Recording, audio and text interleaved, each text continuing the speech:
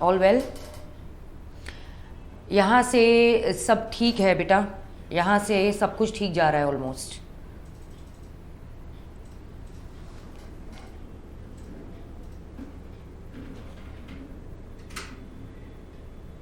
हाँ जी, आकाश गुप्ता का मैसेज आ गया है, यहाँ सही है बिल्कुल। ओके फाइन, थैंक यू बेटा, मैसेज कर दिया। जिसका नेटवर्क सही आता है एटलीस्ट आप मैसेज वाकई में प्लीज़ कर दिया करिए, उससे थोड़ा सा एक आइडिया हो जाता है हमको भी कि हमारे यहाँ से एटलीस्ट कोई प्रॉब्लम नहीं है, राइट। तो लेक्चर जो है हमारा रुके ना, मैं भी ना रुकूँ और हमारा लेक्चर जो है वो चलता जाए। Everything is okay, please check your. अच्छा ओके, चलिए अभी वापस से फोकस करते हैं बच्चे। देखिए वापस से आते हैं हम लोग, आज अपना ICA स्टार्ट करेंगे। अब मुझे बताओ फटाफट से, हमने पिछली क्लास जो है वो कहाँ पर छोड़ी थी? हम लोगों ने बेटा अपनी जो पिछली क्लास छोड़ी थी ना, वो छोड़ी थी इन 3 लेटर्स के ऊपर। दिखेगा आप लोगों को स्क्रीन पर, मैं लिखने जा रही हूँ 3 लेटर्स, ये आप लोगों को सामने दिख रहे होंगे, ACT। ये जो 3 आप लोगों के लेटर्स हैं, इसका मतलब ही क्या है बेटा? इसका ना सिंपल सा मतलब होता है एप्लीकेबिलिटी, लागू हो जाना। यानी कि वो आप लोगों का सॉल्यूशन जो कि पहले आप लोगों का क्या बना था? बिल, और फिर लेटर ऑन वो आपका क्या बन गया था? एक्ट। अब इसी सोल्यूशन को जब आम जनता के पास एप्लीकेबल कर दिया जाएगा, जब आम जनता के लिए इसको अवेलेबल कर दिया जाएगा, उनकी सहूलियत के लिए, उनकी रिस्पॉन्सिबिलिटीज़ उनको बताने के लिए, जब ये आम जनता के ऊपर एप्लीकेबल हो जाएगा, तो इसी पर्टिकुलर सोल्यूशन को हम लोगों ने क्या नाम दिया है यहाँ पर? एक्ट। तो एक्ट क्या होता है? एक्ट आप लोगों का एक ऐसा बिल, एक ऐसा सोल्यूशन है जो कि हमारी पार्लियामेंट पास करती है। अब मुझे एक बात बताइए, ज़रा फटाफट से टाइप करके बताइएगा, देर मत लगाइएगा इस चीज़ में, कि पॉइंट वाइज पढ़ना ज़्यादा बेटर रहता है या ऐसे की फॉर्म में पढ़ना ज़्यादा बेटर रहता है? क्या कहेंगे आप लोग? जब बचपन में आप लोग ऐसे लिखा करते थे या फिर पॉइंट्स में आप जवाब लिखते थे, तो ज़्यादा कन्वीनियंट क्या होता है? आप जब खुद भी पढ़ते हैं तो पढ़ने में क्या ज़्यादा मज़ा आता है? पूरा ऐसे पढ़ने में मज़ा आता है, या फिर अगर हम उन्हीं सब चीज़ों को पॉइंट वाइज लिख दें तो क्या पॉइंट वाइज लिखने में मज़ा आता है? I am waiting for the reply, जल्दी फटाफट। Point wise, very good. Neha, Manish, Shubham, Kirti, everyone, very good. Point wise. तो बेटा ये चीज़ ना हमारा एक्ट भी समझता है, ये चीज़ हमारे लॉ के ना मेकर्स भी समझते हैं। तो उन लोगों ने क्या किया, ये पूरा का पूरा जो एक्ट है, इस एक्ट को मैं लॉ बुलाऊंगी, ठीक है।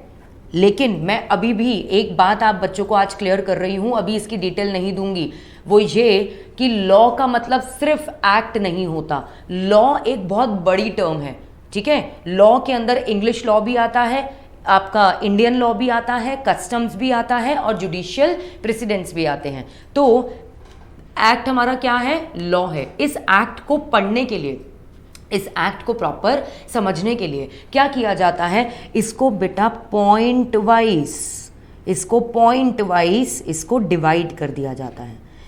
It is point wise divided into paragraphs. अब इसको जो डिवाइड किया जाएगा उसको पैराग्राफ वाइज क्या कर दिया जाता है? डिवाइड कर दिया जाता है। अब देखो, जब मैं अपने पैराग्राफ वाइज या मैं पॉइंट वाइज बना रही हूँ तो डेफिनेटली उन पॉइंट्स की नंबरिंग करूँगी। उसी नंबरिंग को ये पैराग्राफ्स की मैं क्या करने वाली हूँ बच्चे? इन पैराग्राफ्स की मैं करने वाली हूँ नंबरिंग। इन पैराग्राफ्स की मैं क्या करने वाली हूँ? नंबरिंग, जैसा कि आप देख सकते हैं शीट पर। और इसी नंबरिंग को नाम क्या दिया गया है आप लोगों का? सेक्शंस। इस नंबरिंग को बच्चे क्या नाम दिया गया है हमारा? सेक्शन। जैसे हम कहते हैं ना, सेक्शन 420 के तहत आपने जो है फ्रॉड किया है, आईपीसी का सेक्शन 420, 420 का सेक्शन जिसको हम कहते हैं। तो सेक्शन वर्ड जो होता है, सेक्शन को अभी मैं नॉर्मल लेमैन लैंग्वेज में आप लोगों को समझाने के लिए बता रही हूं कि सेक्शन वर्ड का मतलब होता है आप लोगों की एक तरीके की नंबरिंग, राइट। पूरा का पूरा एक्ट जिसके अंदर सारा सोल्यूशन लिखा हुआ है, पूरा का पूरा एक्ट जिसके अंदर क्या लिखा हुआ है? पूरा सोल्यूशन लिखा हुआ है। इस एक्ट को आप लोग अब एप्लीकेबल करने जा रहे हो। किसके ऊपर? एप्लीकेबिलिटी किसके ऊपर करेंगे आप लोग? पब्लिक के ऊपर, राइट। पब्लिक के ऊपर एप्लीकेबल करेंगे। तो भाई पब्लिक को भी पढ़ने में आसानी हो, इसीलिए इस पूरे के पूरे एक्ट को पैराग्राफ वाइज आप लोगों का डिवाइड कर दिया जाता है और उसकी नंबरिंग कर देते हैं। अब नंबरिंग जो होती है उसको लॉ की भाषा में, लॉ की लैंग्वेज में उसको क्या नाम दिया जाता है? सेक्शन। और एक तरीका याद करने का मैं आप लोगों को बता दूं, SEC, ये जो सेक वर्ड होता है ना बेटा, इसका मतलब ही होता है आप लोगों का डिवीजन।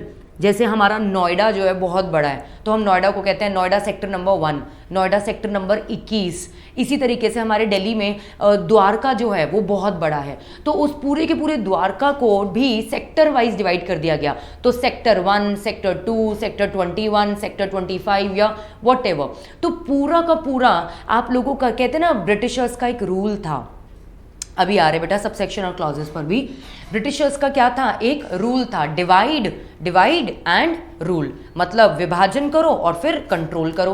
तो यही चीज़ ना यहाँ पर एप्लीकेबल होती है। अपने पूरे के पूरे चैप्टर को क्या करा हमारे लॉ मेकर्स ने, उसको डिवाइड कर दिया ताकि उसको समझने में हमें आसानी हो। तो एक्ट की नंबरिंग को क्या नाम दिया जाता है? आप लोगों का सेक्शंस। इसी नंबरिंग की जब हम कर देते हैं क्या बेटा? सब नंबरिंग।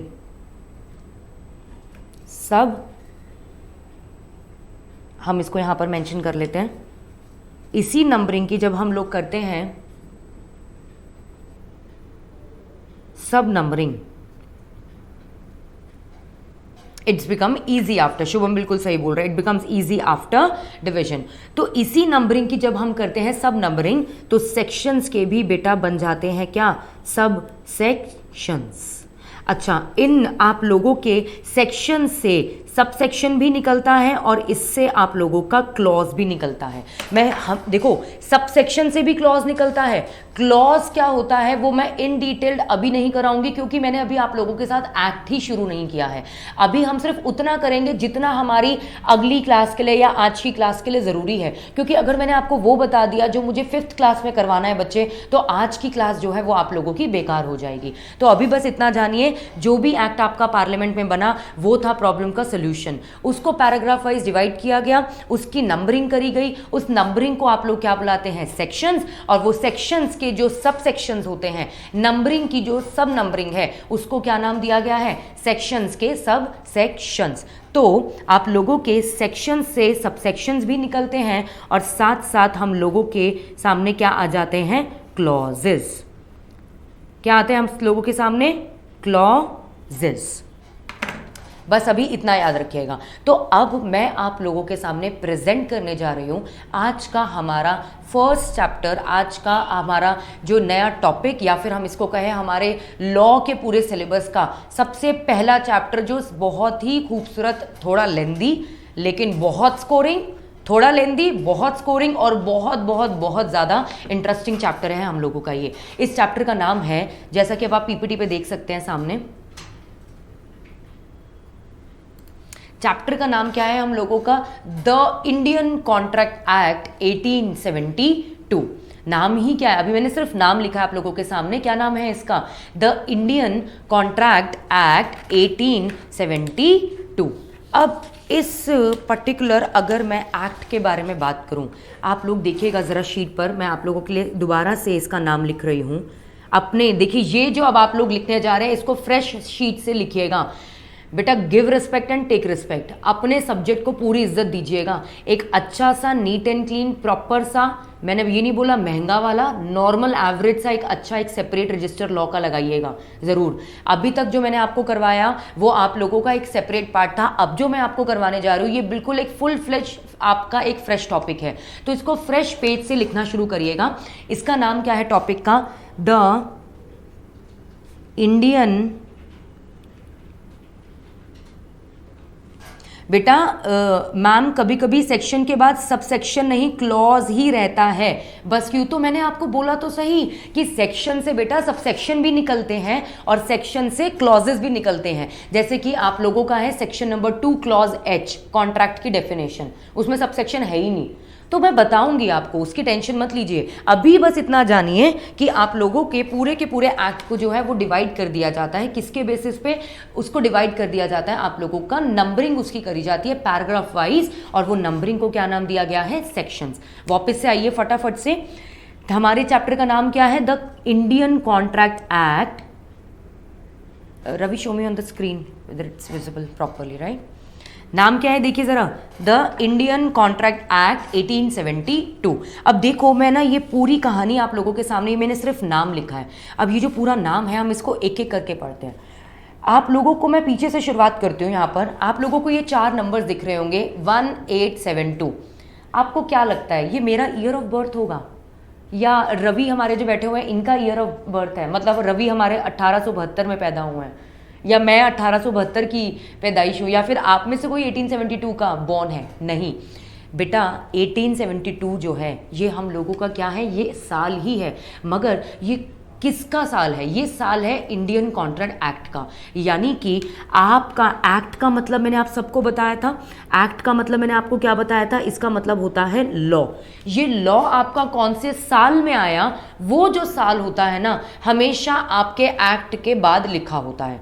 जैसे कि देखो पीपीटी पे देखिएगा जरा, जैसे कि मैंने आप लोगों को जो पहले के चैप्टर्स भी और भी लिखवाए थे। क्या चैप्टर्स लिखवाए थे? देखो पार्टनरशिप एक्ट, बीच में आ जाओ इसमें फटाफट से, 3rd कॉलम में क्या लिखा हुआ है, पार्टनरशिप एक्ट। और इसके बाद भी तो 4 नंबर्स लिखे हुए हैं ना, क्या लिखा हुआ है, 1932। यानी कि पार्टनरशिप एक्ट कब आया, 1932 में। सेल्स ऑफ गुड्स एक्ट, उसके पीछे भी ये 4 नंबर्स लिखे हुए हैं। तो क्या है मेरा 1930, क्या है, it's the year of birth of the Sales of Goods Act 1930। अब वापस से शीट पर आते हैं। शीट में अब देखिए हम लोगों ने क्या लिखा है, द इंडियन कॉन्ट्रैक्ट 1872। तो 1872 क्या है, हमारे इस पर्टिकुलर लॉ का जन्म साल है। 1872 में हमारा ये एक्ट आया। अब तुम खुद सोचो कौन से साल में आया ये, 1872। और ये अभी कौन सा साल चल रहा है, अभी हमारा ये वाला साल जो बहुत ही एडवेंचरस सा है, बड़ा अजीब अजीब से कुछ चीज़ें हो रही है साल के अंदर, बहुत ही अलग अलग। तो ये कौन सा साल है, 2020। 1872 से लेके 2020, मतलब ऑलमोस्ट 49 to 50 ईयर्स आप लोगों के हो चुके हैं, या हो सकता है उससे भी ज़्यादा। तो आप खुद सोचिए तब का लॉ जो हमारे फैकल्टीज़ ने पढ़ा होगा, हमने भी पढ़ा, हम अपने स्टूडेंट्स को पढ़ा रहे हैं, और हो सकता है आगे आप लोग मिलकर पढ़ाएं, तब का ये लॉ आज भी एप्लीकेबल है। तो कुछ तो बात होगी इसके अंदर, आज भी ये एक्ट आप लोगों का एप्लीकेबल है। आज भी जब जब कॉन्ट्रैक्ट बनता है आप लोगों का, तब तक क्या होता है, यही वाला एक्ट एप्लीकेबल किया जाता है। तो 1872 जो है वो आपका क्या है, it is the year of applicability और the year of birth of the Indian contract act. Typical year, अच्छा मेमोरेबल ईयर 2020। हाँ मेमोरेबल तो रहेगा बेटा, मेमोरेबल तो रहेगा 2020। अब वापस से फालतू की चिट चैट मत करिए बच्चे। आप लोगों देखो ये सारी जो आपके लिए अरेंजमेंट्स करे जा रहे हैं, इससे आप लोगों का सबसे ज़्यादा फायदा होगा, ये बात आप ध्यान रखिएगा। क्योंकि जो कोरोना हम लोगों का आ गया है, इसकी अगर हम कहें बदौलत से, तो फेस टू फेस क्लासेस ना इस समय कंडक्ट करवाना बहुत ही ज़्यादा मुश्किल है। तो ये जो हम सब कुछ कर रहे हैं, ये इसमें सबसे ज़्यादा बेनिफिट आप ही लोगों का है। तो प्लीज़ कोशिश करना कि एक्स्ट्रा कोई चिट चैट ना हो। अब देखो अगर साल हमारे पास है तो बेटा डेट भी तो कोई ना कोई होगी, हमें डेट भी दे दी गई। वो डेट जब ये एक्ट आपका आम जनता के ऊपर एप्लीकेबल हो गया। एक्ट का मतलब मैंने आपको क्या बताया था, लॉ। लेकिन लॉ का मतलब पूरी तरह एक्ट नहीं होता, क्योंकि लॉ बेटा बहुत सारी चीज़ों से मिलकर बनता है। लॉ तो इंग्लिश लॉ से भी बनता है, इंडियन से भी, आपके कस्टम से भी, और केसेस से भी, ठीक है। तो आपकी जो डेट दी गई है इस पर्टिकुलर एक्ट की, वो क्या दी गई है, 1 सितंबर 1872। No, it is not the year of disaster. Shubham, कुछ अच्छा होगा, ज़रूर कुछ अच्छा होगा, बी पॉजिटिव। अब देखिए 1872 का ये एक्ट जो कि आप लोगों का एप्लीकेबल हुआ था 1 सितंबर से।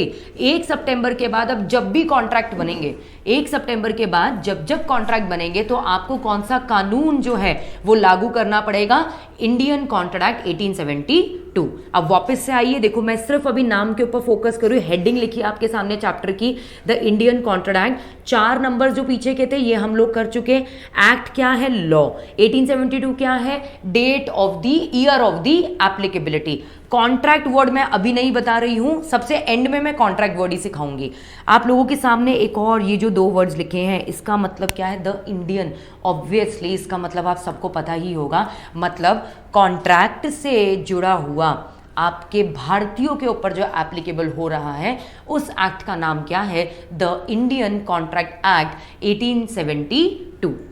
The Indian contract act 1872। अब एक खास बात हमेशा आप लोगों को याद रखनी है कि जब भी आप किसी एक्ट का नाम लिखते हैं, Indian Partnership Act, Sales of Goods Act, Companies Act, LLP Act, कुछ भी लिखते हैं तो हमेशा आप लोगों को क्या करना है, उसका जो पहला अल्फाबेट होगा, ये जो आपका पहला अल्फाबेट होगा, इंडियन में I, द में T, कॉन्ट्रैक्ट में C, एक्ट में A, ये आप लोगों का हमेशा क्या होगा, कैपिटल लेटर्स में होगा। ये बात हमेशा याद रखिएगा, ठीक है, ये हमेशा आप लोगों का कैपिटल लेटर्स में होगा। अब ये पूरा एक्ट जो है, जैसा कि मैंने आपको बोला, एक्ट देखो मैंने प्रीवियस शीट पे क्या बताया था, याद करो जरा फटाफट से। प्रीवियस शीट पे मैंने क्या बताया था कि एक्ट इतना बड़ा होता है कि उसको पढ़ने में दिक्कत ना हो, इसीलिए उसे पॉइंट वाइज क्या कर दिया जाता है, डिवाइड कर दिया जाता है और उसका नाम दे दिया जाता है क्या, सेक्शंस। उसी तरीके से हम लोगों का ये जो इंडियन कॉन्ट्रैक्ट एक्ट है ना बेटा, इसको भी पॉइंट वाइज डिवाइड कर दिया गया और इसके भी क्या बना दिए गए हैं हमारे पास, सेक्शंस। तो इंडियन कॉन्ट्रैक्ट एक्ट के रिगार्डिंग एक बात और जो मैं आप लोगों को बताना चाहती हूं कि जो टोटल पॉइंट्स जिसमें ये पूरा एक्ट समझाया गया है, टोटल पॉइंट्स जिसमें ये पूरा का पूरा लॉ, ये एक्ट आपको बताया गया है, समझाया गया है, वो मेरे पास सेक्शंस कितने हैं, 238। अब सुनते के साथ ही आप लोग तो घबरा जाएंगे, मैम 238, हमें तो 38 ही ज़्यादा लगते हैं, अब आप क्या बात कर रहे हो 238। देखो एक खुशखबरी ये है कि पूरे 238 सेक्शंस आप लोगों के पास नहीं आ रहे हैं, फाउंडेशन लेवल पे आएंगे, इंटरमीडिएट लेवल पर, मतलब 75 सेक्शंस अभी यहाँ पर आएंगे और कुछ सेक्शंस जो हैं आप लोगों के वो इंटरमीडिएट में चले जाएंगे। उसके मिडल में भी कुछ सेक्शंस हैं जो सेल्स ऑफ गुड्स एक्ट के तौर पर आपके पास सामने आएंगे। अभी के लिए बस इतना जानिए, एक्ट को की नंबरिंग करी जाती है और नंबरिंग के बाद उसका क्या कर दिया जाता है, नंबरिंग के बाद उसको नाम दिया जाता है सेक्शंस। तो जो टोटल हमारे पास सेक्शंस कवर्ड हो रहे हैं, वो टोटल सेक्शंस कितने हैं हम लोगों के पास, 238 सेक्शंस। तो the Indian contract act 1872, yes Pragati, 1 से लेके 75 तक फाउंडेशन लेवल पर कवर्ड होंगे। तो ये 238 पॉइंट्स, मैं सेक्शंस के साथ साथ बार बार पॉइंट्स बोल रही हूँ ताकि आप लोगों के दिमाग में अच्छी तरीके से बैठ जाए कि सेक्शंस जो होते हैं वो एक्ट ही है, बस एक्ट को पैराग्राफ वाइज डिवाइड कर दिया गया है और उस पैराग्राफ की नंबरिंग कर दी गई है, उस नंबरिंग को नाम दे दिया गया है कि आपका सेक्शन।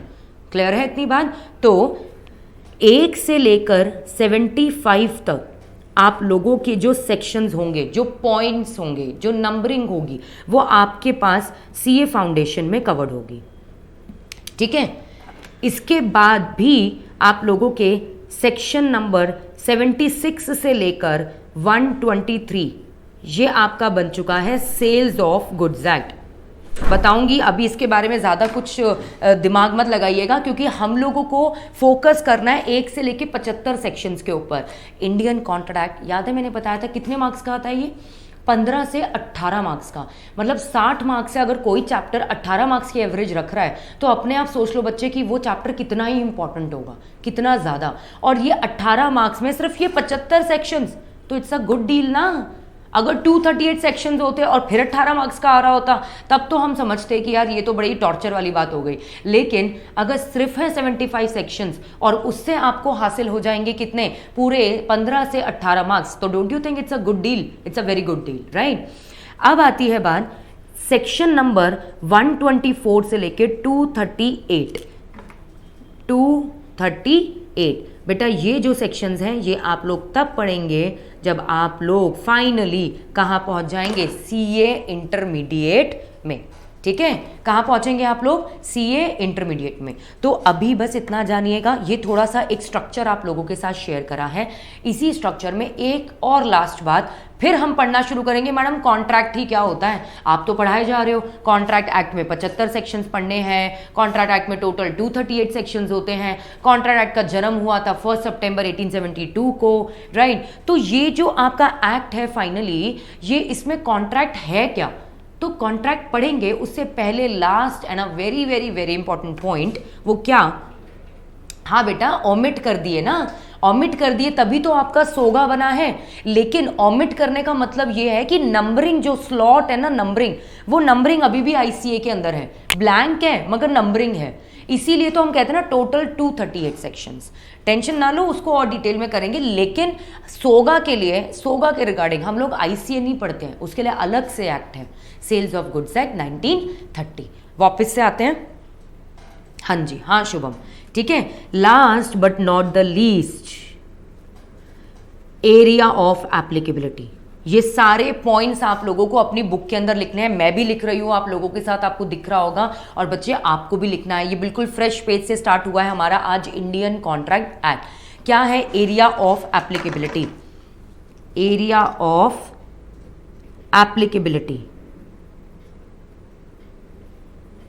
देखो ये पहले मैं एक बात बताऊं, किसी भी एक्ट के अंदर ना एरिया ऑफ एप्लीकेबिलिटी की ना टेंशन पहले क्यों ज़्यादा हुआ करती थी, क्योंकि ना इंडिया में हमारे पास एक ऐसी स्टेट थी जम्मू एंड कश्मीर, जिसको हमारे कॉन्स्टिट्यूशन ने ना स्पेशल स्टेटस दिया हुआ था। तो देखो यूजुअली क्या होता है, आप सब जानते हो ना, पार्लियामेंट में हमारा बना, वापस से ज़रा पीपीटी पे आइएगा। देखो रवि, पीपीटी वापस से आइएगा। देखो पीपीटी पे हमारे, मैंने क्या बोला, ये पार्लियामेंट आपका लॉ बनाती है, ठीक है। अब मुझे एक बात बताइए, ये पार्लियामेंट तो आपकी दिल्ली में है ना, पार्लियामेंट हमारी कहाँ पर है? न्यू दिल्ली में है। तो न्यू दिल्ली का ये जो बना हुआ लॉ है, क्या महाराष्ट्र पर एप्लीकेबल होता है? क्या बंगाल या पंजाब में एप्लीकेबल होता है? The answer is yes.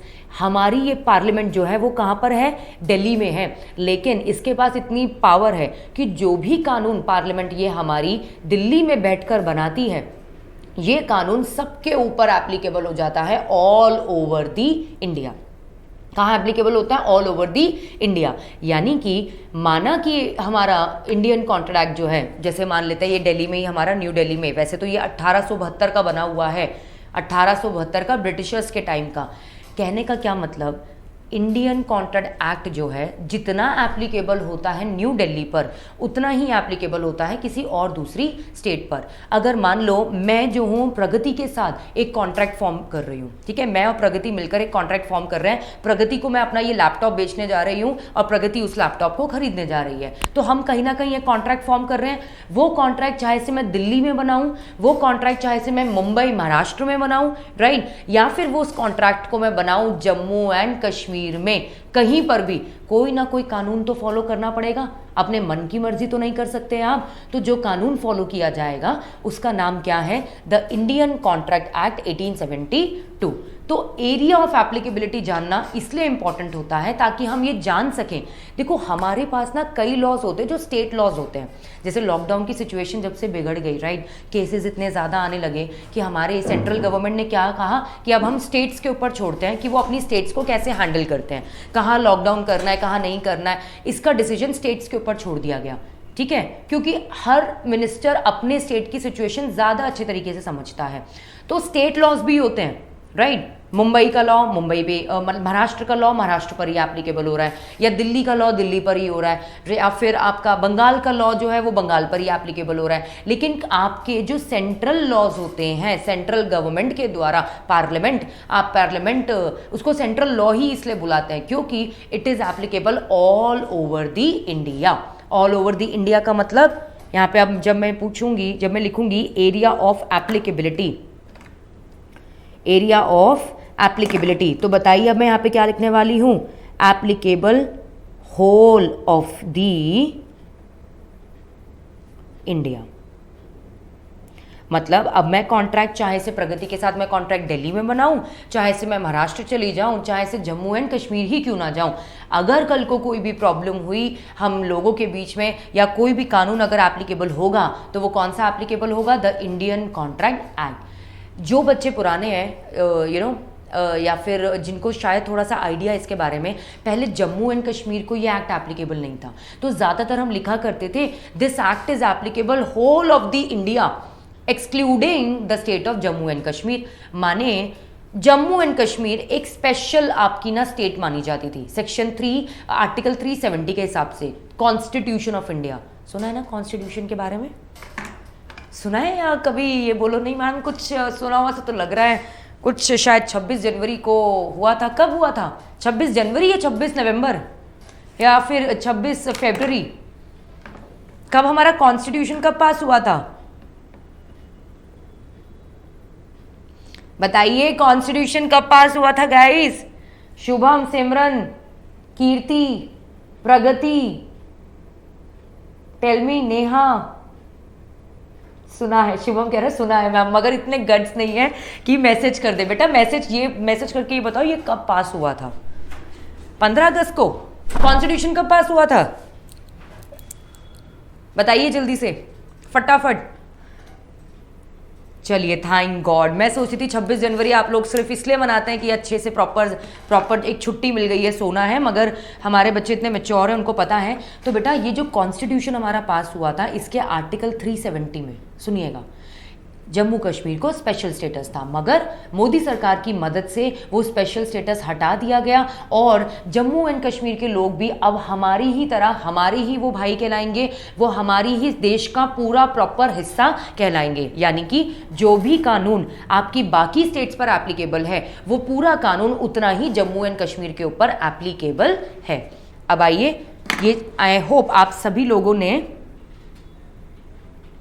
हाँ रितेश ने बिल्कुल करेक्ट बात बोली है, 26 नवंबर को बन गया था मैम, 26 आपका जनवरी को ये आप लोगों का पास हो गया। बहुत सही बात बोली है रितेश ने, बहुत डीप नॉलेज है ना।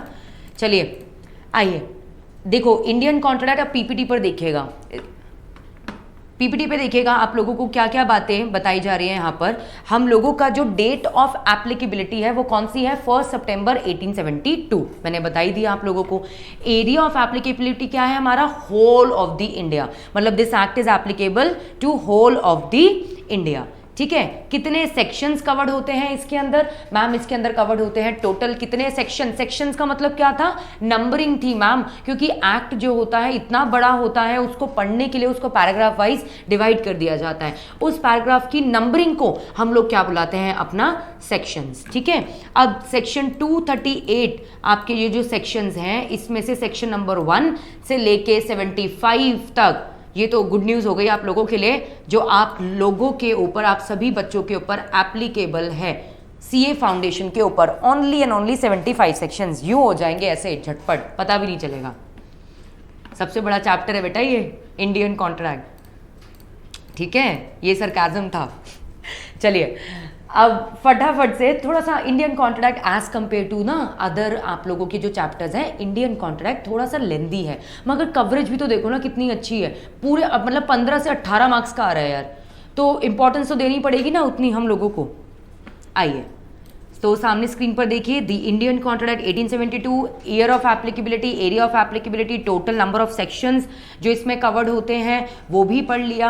अब फाइनली मैं आप लोगों को नेक्स्ट शीट से पढ़ाने जा रही हूँ कि कॉन्ट्रैक्ट क्या होता है।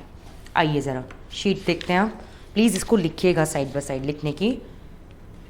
Let's go, yes Shubham let's go, where to go during the lockdown. देखिए सामने देखिएगा बेटा प्लीज़ पूरे कंसंट्रेशन के साथ। आज की क्लास और आने वाली हमारी मतलब 2-3 क्लासेस तो बहुत ही ज़्यादा इंपॉर्टेंट है, क्योंकि बेटा ये नींव है आप लोगों की। आगे के जो चैप्टर्स हैं राइट, आगे के चैप्टर्स को समझने के लिए जिस नींव की, जिस बेस की हम लोगों को ज़रूरत है, वो बेस ही है हम लोगों का ये स्टार्टिंग की क्लासेस। तो मैं आप लोगों के सामने एक फ्लो चार्ट बना रही हूँ, वो फ्लो चार्ट आप भी अपने रजिस्टर्स पर बनाइए साथ साथ। सबसे पहले हेडिंग लिखिए फ्रेश पेज पर, कंजूसी मत करिएगा, पेजेस में कोई कंजूसी नहीं। ठीक है, तो कॉन्ट्रैक्ट ऊपर लिखिए और इसके 2 पार्ट्स बनाइए कि कॉन्ट्रैक्ट जो आपका बनता है उसके अंदर 2 चीज़ें मौजूद होती हैं। कॉन्ट्रैक्ट के अंदर एक होता है आप लोगों का क्या? अग्रीमेंट, और हम नहीं बाय करेंगे, हमें अच्छा ठीक है, हाँ बेटा ज़रूर, क्यों नहीं। कॉन्ट्रैक्ट जो है उसके अंदर है आप लोगों का अग्रीमेंट एक चीज़, और दूसरी हमारे पास क्या है, एनफोर्सेबिलिटी ऑफ लॉ। ठीक है, एनफोर्सेबिलिटी ऑफ लॉ। अब इस अग्रीमेंट जो है ना, इसको भी हम जब डिवाइड करते हैं, it is divided into 2 parts. ये अग्रीमेंट भी आप लोगों का 2 चीजों से मिलकर बनता है। सबसे पहली चीज है हम लोगों के पास क्या, प्रॉमिस। शुभम बेटा पढ़ाई पे फोकस कर ले।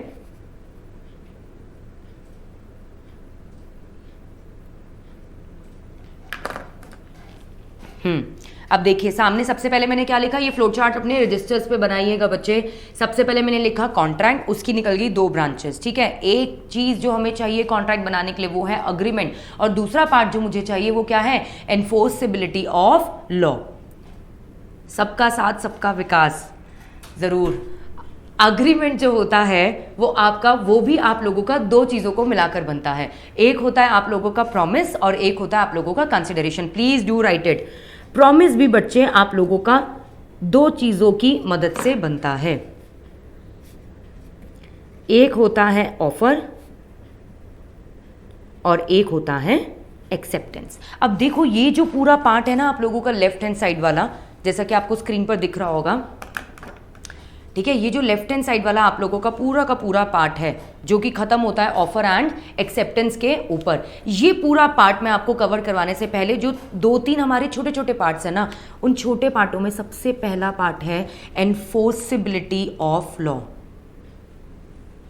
बेटा शुभम पढ़ाई पे ध्यान लगा ले बेटा, ऐसे नहीं चलेगा। देख एग्जाम के अंदर ना आप लोगों को, देखो सीरियस हो जाओ। आप लोग जानते भी नहीं है आप लोगों के पेरेंट्स की कितनी एक्सपेक्टेशंस हैं आप लोगों से। ऐसे मैसेजेस ही करते रह जाओगे तो हो गई पढ़ाई। आइए आप लोगों के सामने मैं वर्ड लिख रही हूं एनफोर्सेबिलिटी ऑफ लॉ। मैं इसको जरा थोड़ा सा ना पहले डिफाइन करना चाहूंगी। ये वर्ड मैं आप लोगों के सामने तोड़ तोड़ के लिखती हूँ। एक है हम लोगों के पास से EN, enforce ability. Enforce ability, EN जो है इसका क्या मतलब होता है, टू मेक। फोर्स का मतलब क्या होता है, दबाव यानी कि प्रेशर। और एबिलिटी जो है बेटा, एबिलिटी, इसका एबिलिटी वर्ड का मतलब ही क्या होता है, एबिलिटी का मतलब होता है कैपेसिटी।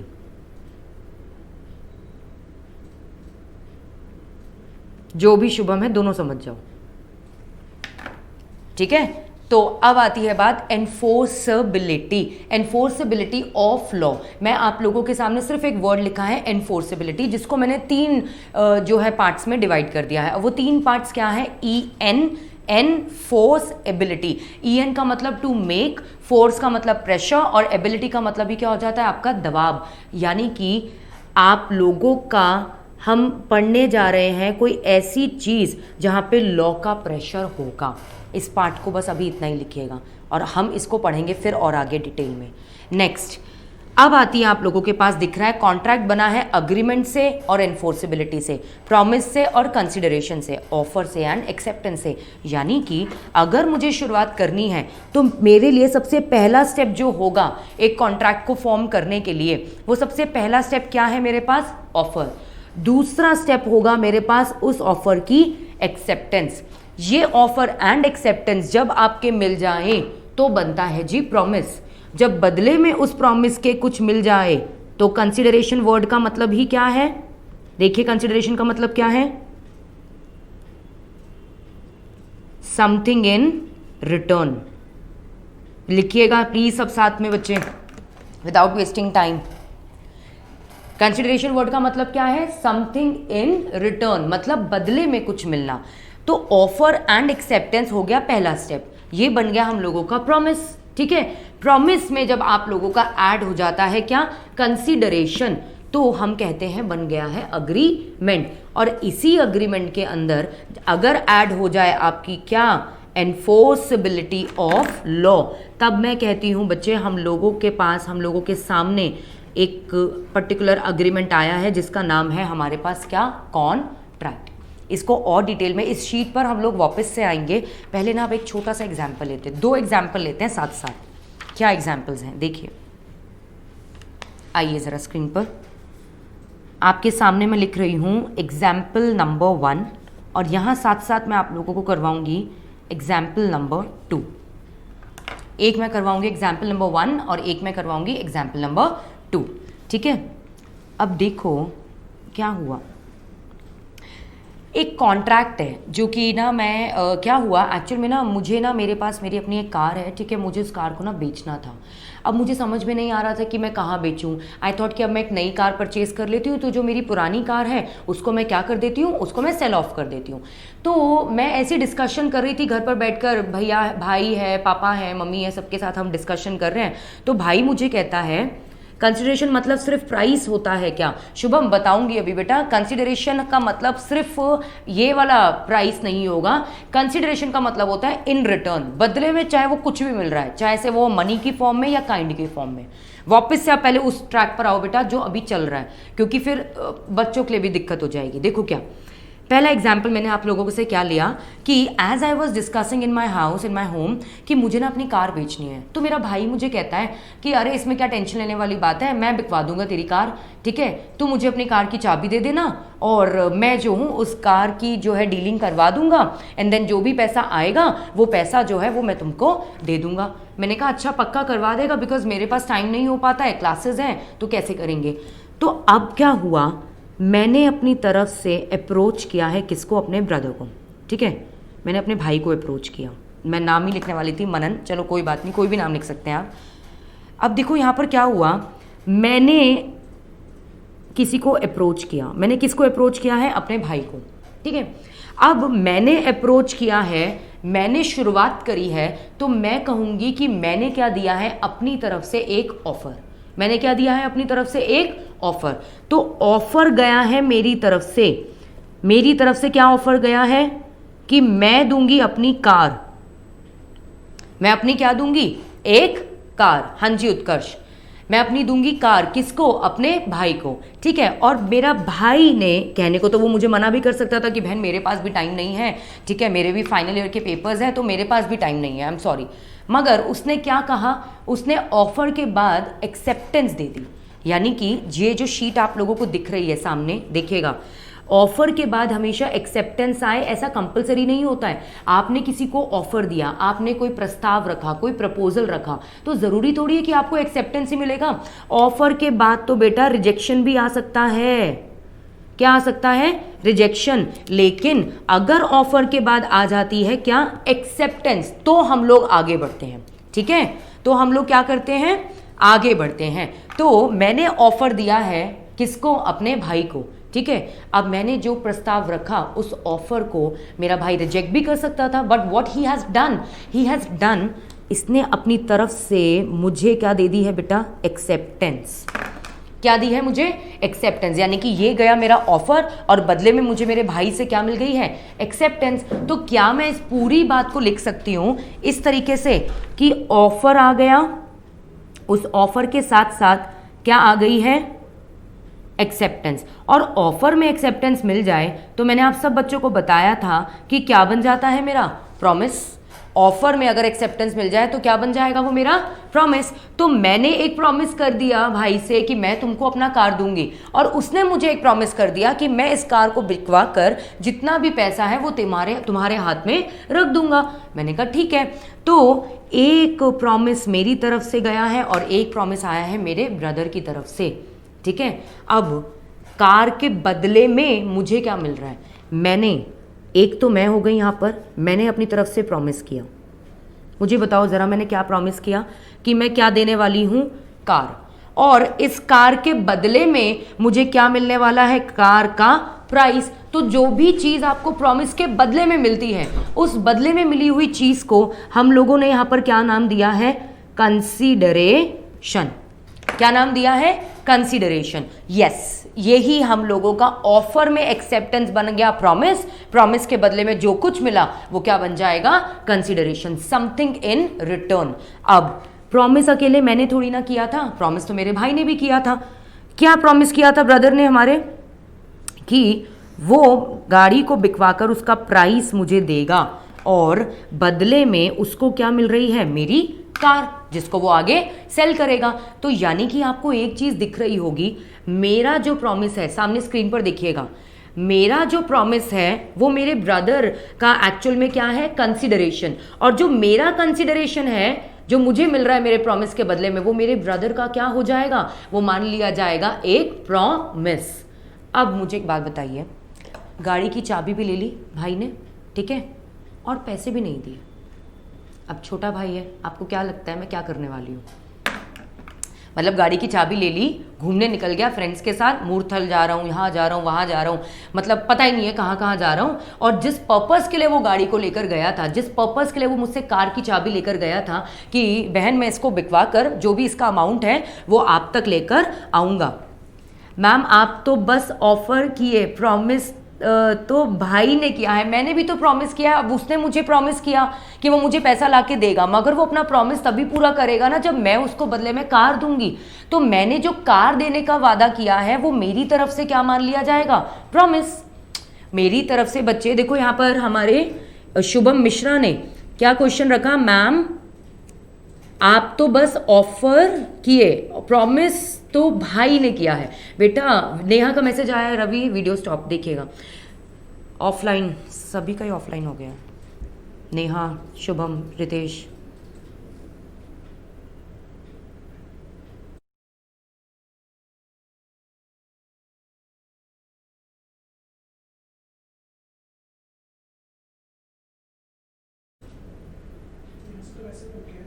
ओके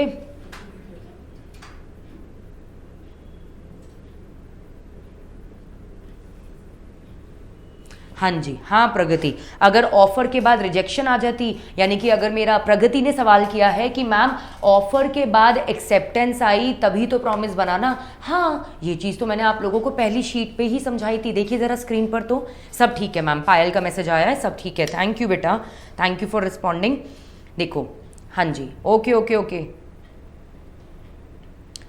बेटा, अभी जो भी आप लोग पढ़ रहे हैं इंडियन कॉन्ट्रैक्ट एक्ट के अंदर कोई भी चेंज नहीं आया है। तो चाहे से आप अगस्त अटेम्प्ट के हैं, चाहे से आप नवंबर अटेम्प्ट के लिए हैं, आपका सिलेबस जो है, कंटेंट जो है, that is same. Please focus करिए। प्रगति का मैसेज आया कि मैम ऑफर के बाद अगर रिजेक्शन आ गई तो प्रॉमिस नहीं बनेगा ना। हाँ नहीं बनेगा आपका, जैसा कि आप फ्लो चार्ट पे देख सकते हैं, आपका प्रॉमिस जो है वो दो चीज़ों से बनता है। ऑफर के बाद अगर आ जाती है एक्सेप्टेंस, ऑफर के बाद अगर आ जाती है क्या, आप लोगों की एक्सेप्टेंस, तभी बनता है हम लोगों का क्या, एक प्रॉमिस, अदरवाइज नहीं बनता है। तो मैंने एक प्रॉमिस किया अपने भाई को, और भाई की तरफ से भी तो मुझे मिल गया है क्या, एक प्रॉमिस। मैंने प्रॉमिस किया है कार का, और कंसिडरेशन में मुझे क्या मिल रहा है, प्राइस। भाई ने प्रॉमिस किया है कि वो मुझे प्राइस देगा और बदले में उसको क्या मिल रही है, कार। मैम स्टॉप हो रही है, शुभम इज अगेन मैसेजिंग।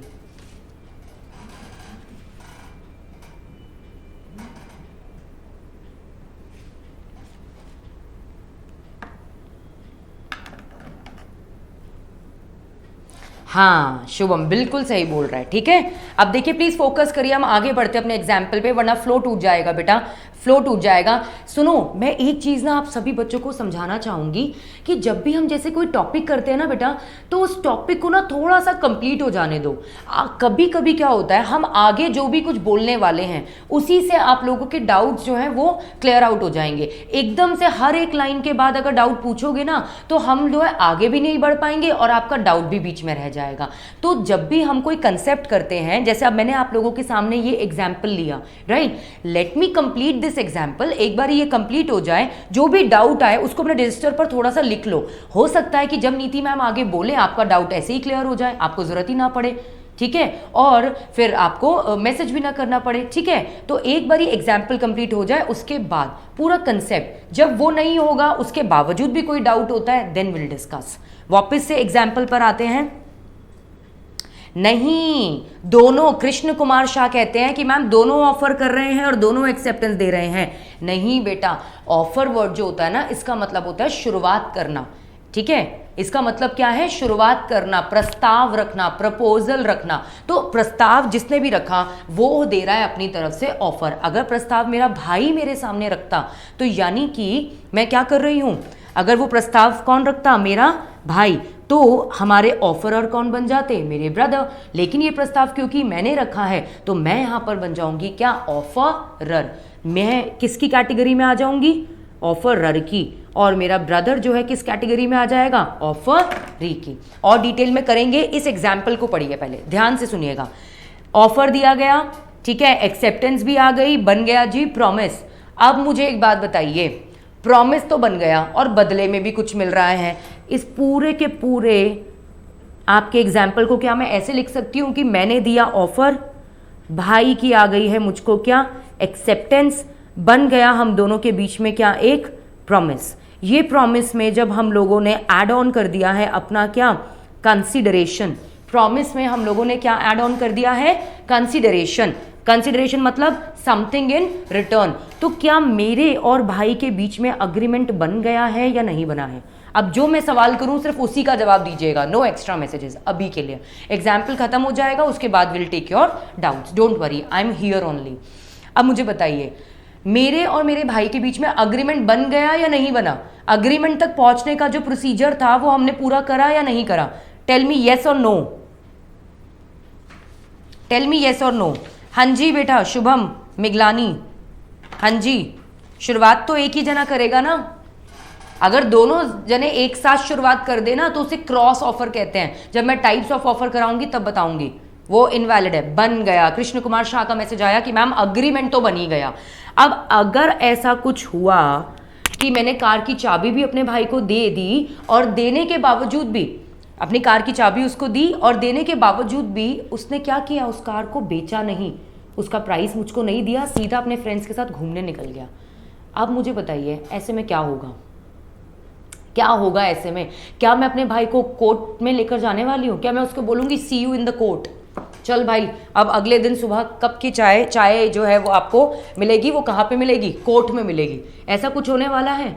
ऐसा तो नहीं होगा, बिल्कुल भी नहीं होगा, क्योंकि भैया मेरा भाई है। सिंपल लिहाज आ जाएगा यहाँ पर कहीं ना कहीं।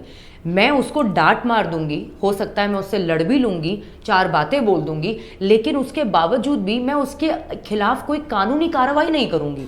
क्यों नहीं करूंगी? क्योंकि बेटा मैं उसके साथ कोई कानूनी रिश्ता वैसा रखना ही नहीं चाहती। मैं चाहती ही नहीं, मेरी इंटेंशंस ही नहीं है कि मैं उसको कोर्ट तक लेकर जाऊं। सोचो अगर इसका उल्टा होता तो, कि मेरे भाई ने कहीं से बायर अरेंज करके प्राइस तो ले लिया और कार की जब डिलीवरी करने की बारी आई ना तो मैंने कार देने से मना कर दिया, तो क्या मेरा भाई मुझे कोर्ट तक लेकर जाएगा? नहीं ले जाएगा ना। वो हो सकता है मुझसे लड़े, मुझे बोले, चार बातें सुनाए, भाई बहनों में दोनों में लड़ाई भी हो जाए, लेकिन हम में से कोई भी एक दूसरे को कोर्ट तक तो लेकर नहीं जाएगा। मैंने प्रॉमिस किया था कि मैं कार दूंगी, मैंने वो प्रॉमिस फुलफिल नहीं किया, ठीक है? तो क्या मेरा ब्रदर मुझे कोर्ट में लेकर जाएगा? नहीं। क्या वो कोई केस फाइल करेगा? वो सोचेगा भी नहीं। बस ये होगा, चल अभी मम्मी से शिकायत करते हैं, अभी पापा से शिकायत करते हैं, बस इतना ही होगा, इससे ज़्यादा कुछ नहीं होगा। उसी तरीके से अगर मेरा भाई कार लेकर चला गया और अपना जो प्रॉमिस था, मेरे भाई का जो प्रॉमिस था वो क्या प्रॉमिस था? ब्रदर का जो प्रॉमिस था वो क्या था? टू पे द प्राइस, है ना? तो अगर उसने वो प्राइस मुझे पे नहीं किया और कार भी ले ली तो मैं ज़्यादा से ज़्यादा क्या करूँगी? डांट दूंगी, मॉम डैड से शिकायत कर दूंगी, मगर उसे कोर्ट लेके नहीं जाऊंगी, क्योंकि नहीं है यहाँ पर हम दोनों के बीच में कोई कानूनी ऐसा रिश्ता, ना हम रखना फिलहाल चाहते, कोई ऐसी इंटेंशंस नहीं है, इरादा ही नहीं है, समझ रहे हैं? लेकिन सोचो अब दूसरा एग्जाम्पल, यानी कि मेरा अग्रीमेंट बना है यहाँ पर, अग्रीमेंट। एक दूसरा एग्जाम्पल ले रही हूँ आप लोगों के सामने, प्लीज़ सब बच्चे ध्यान से देखिएगा। आप लोगों ने कारबेचो.com के बारे में सुना है? कारबेचो.com या car24.com सुना है? रवि तुमने सुना है बेटा? चलो भी, रवि ने भी सुना है। क्या है ये हमारी?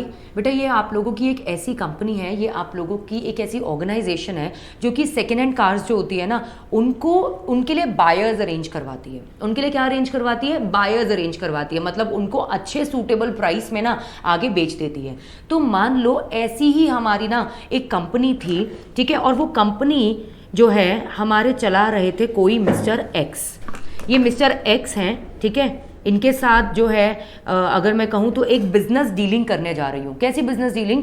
मैंने अपनी कार जो है इनको दिखाई, उसकी सारी पोजीशन इन्होंने मॉनिटर करी, इन्होंने देखा समझा सब कुछ कि भाई कार में क्या प्रॉब्लम है, कितने किलोमीटर्स चली है, क्या एवरेज देती है, सब चीज़ें सॉर्ट आउट कर लेने के बाद सब चीज़ें सॉर्ट आउट कर लेने के बाद फाइनल ये हो गया कि मिस्टर एक्स जो है वो मेरी कार को बेचेंगे या फिर पहले खुद ही खरीद के आगे बेचेंगे। तो होगा क्या, मैं अपनी कार दूंगी मिस्टर एक्स को और मिस्टर एक्स जो है वो बदले में मेरी कार के मुझको देंगे 1,50,000। हमारे बीच में डीलिंग हुई, मैंने शुरुआत करी है, राइट। इस पर्टिकुलर ये जो प्रॉमिस हम देने जा रहे हैं इसमें शुरुआत मैंने करी है, तो यहां पर भी मैं क्या बन जाऊंगी, ऑफरर। ऑफर मतलब प्रस्ताव, proposal, first step towards the formation of contract. अर का मतलब OR जो होता है ना आपका एंड में लगता है, इसका मतलब ये होता है करने वाला।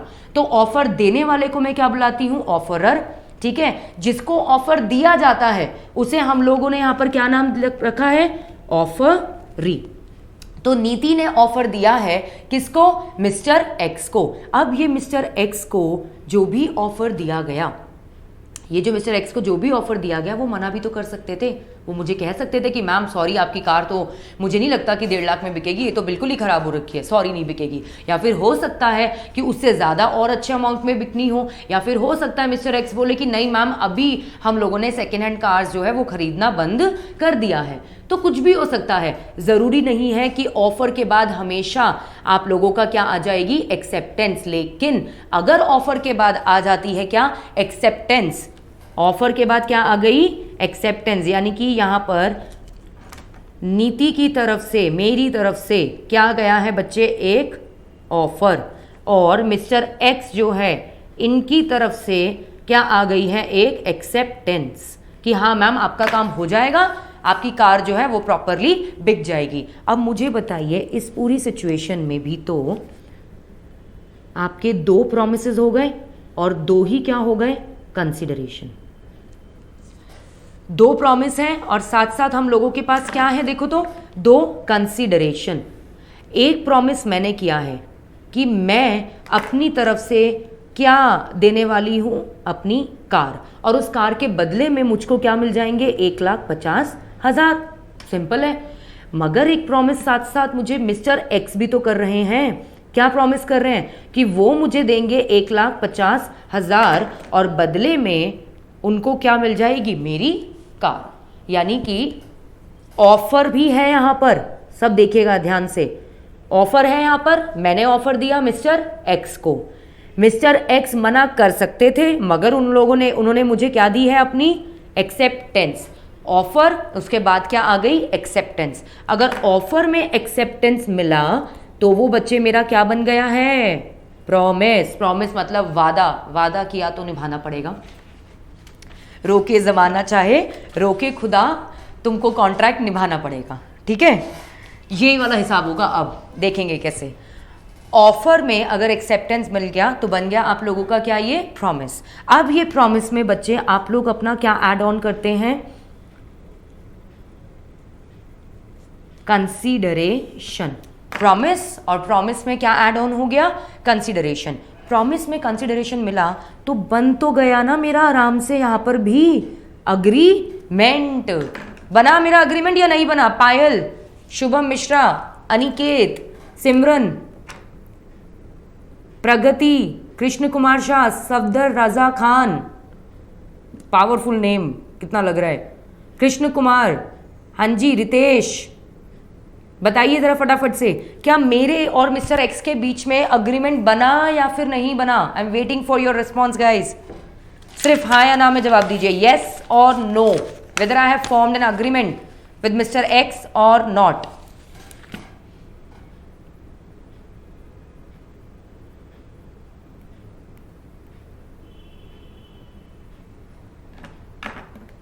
हाँ जी, offer, acceptance, promise plus consideration, और ये बन जाएगा हम लोगों का क्या, अग्रीमेंट। तो अब मुझे बताइए यहाँ पर अग्रीमेंट तो बन गया मेरे और मिस्टर एक्स के बीच में, हम दोनों के बीच में क्या फॉर्म हो चुका है, अग्रीमेंट। अब मुझे एक बात बताइए, अगर अगर अगर कल को मिस्टर एक्स ने मेरी कार भी ले ली और उस कार का पैसा भी मुझको नहीं दिया, तो क्या मैं मिस्टर एक्स को छोड़ने वाली हूँ। आपको नहीं लगता कि मेरे साथ बहुत गलत हो गया कि मेरी कार भी गई और मुझे बदले में पैसा भी नहीं मिला। तो क्या मेरे पास ये राइट होगा कि मैं मिस्टर एक्स जो है इनके खिलाफ किसी भी तरीके की कानूनी कार्रवाई कर पाऊं? बताइए, क्या होगा मेरे पास राइट या नहीं होगा? ऑफ कोर्स मेरे पास राइट होगा। मेरे पास क्या राइट होगा? मेरे पास राइट होगा कि अगर मिस्टर एक्स ने कार भी ले ली और मुझको पैसा भी नहीं दिया, तो ऐसे केसेस में I will get the right, मेरे पास राइट तो आ ही जाएगा कि मैं छोड़ूंगी नहीं। क्या नहीं करने वाली? हम छोड़ने नहीं वाले, उसके खिलाफ किसी ना किसी तरीके की कानूनी कार्यवाही जरूर करेंगे। रवि प्लीज चेक दिस, ठीक है? तो जब आपकी ऐसी इंटेंशंस हो, आपके अग्रीमेंट के अंदर जब इस तरीके की इंटेंशंस हो कि सामने वाले ने अगर आपको धोखा दिया, अगर अपना किया हुआ प्रॉमिस फुलफिल नहीं किया, तो बेटा छोड़ेंगे नहीं हम, कुछ ना कुछ तो स्टेप जरूर उठाएंगे। या तो तुमसे अपनी कार ही वापस लूंगी, कार के साथ साथ डैमेजेस भी लूंगी, ठीक है? कार लूंगी, डैमेजेस लूंगी, ठीक है, हर तरीके से। और ये भी हो सकता है कि अगर कार आपने ले ली है तो मैं कार के बदले में उसका पूरा 1.5 लाख रुपया आपसे लूंगी। यानी कि मैं कोई ना कोई एक्शन तो जरूर लूंगी। अपने भाई की तरह मिस्टर एक्स को छोड़ने नहीं वाली हूं मैं। क्यों? क्योंकि कहीं ना कहीं मेरी इंटेंशंस हैं। इंटेंशंस का मतलब क्या है? इरादा। और इस पूरी बात को हम लोग किस तरीके से लिखते हैं? अग्रीमेंट में जब ऐड हो जाए एनफोर्सिबिलिटी ऑफ लॉ, अग्रीमेंट में जब ऐड हो जाए एनफोर्सिबिलिटी ऑफ लॉ, तो अब फाइनली यहां पर सिर्फ और सिर्फ अग्रीमेंट था। यहां पर सिर्फ और सिर्फ क्या था? मेरा एक अग्रीमेंट। लेकिन यहां पर क्या सिर्फ मेरा एक अग्रीमेंट है? नहीं, यहां पर अग्रीमेंट के अलावा मेरा क्या बन चुका है? यहां पर एक प्रॉपर कॉन्ट्रैक्ट बनने जा रहा है। हम लोगों ने पहली शीट पे पहले ही पढ़ा था। देखो जरा प्रीवियस शीट पे हमने क्या पढ़ा था, देखिए प्रीवियस शीट में हम लोगों ने क्या पढ़ा था कि एक अग्रीमेंट जो है अगर उसमें ऐड ऑन हो जाती है हमारी एनफोर्सेबिलिटी ऑफ लॉ, तभी तो बनता है ना मेरे पास क्या? एक कॉन्ट्रैक्ट। तो अग्रीमेंट है, एनफोर्सेबिलिटी ऑफ लॉ है, ये दोनों चीजों को मिलाकर मेरे पास फाइनली एक आ जाएगा कॉन्ट्रैक्ट। तो कॉन्ट्रैक्ट बन गया। यहाँ पे नॉर्मल अग्रीमेंट नहीं है, एक अग्रीमेंट। तो अब फटाफट से मुझे रिस्पॉन्स दीजिएगा कि क्या दोनों ही केसेस में, आई am waiting for the reply guys, क्या दोनों ही केसेस में मेरा अग्रीमेंट बना है या नहीं बना है? Tell me. Payal, Shubham, Mishra, Aniket, Simran, yes और नो?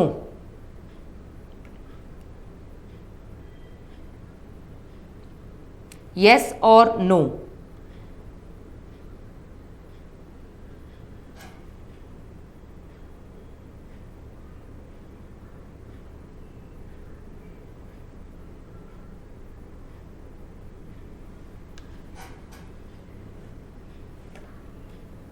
हाँ जी, ऑब्वियसली मैम दोनों केसेस में अग्रीमेंट बन गया, राइट? देखो दोनों ही एग्जाम्पल्स में अग्रीमेंट बना, ऑफर भी है, एक्सेप्टेंस भी है, राइट? बन गया मेरा क्या? प्रॉमिस। उस प्रॉमिस में क्या ऐड ऑन हो गया? कंसिडरेशन। प्रॉमिस में जब कंसिडरेशन मिल जाए तो वो मेरा क्या बन जाता है? एक क्या बनता है हमारा? एक अग्रीमेंट। तो अग्रीमेंट तो मेरा दोनों ही केसेस में बन गया ना। अग्रीमेंट मेरा क्या हुआ? दोनों ही केसेस में आप लोगों का फॉर्म हो गया। अब आती है ये बात कि क्या दूसरे वाले एग्जाम्पल में सिर्फ अग्रीमेंट बना है? दूसरे एग्जाम्पल में सिर्फ अग्रीमेंट बना है मेरा? The answer is no. Agreement के अलावा भी कुछ है। दूसरे एग्जाम्पल में अग्रीमेंट के अलावा है enforceability of law. Enforceability of law का मतलब क्या था? देखिए यहां पर सामने पहली वाली शीट पर वापस आते हैं।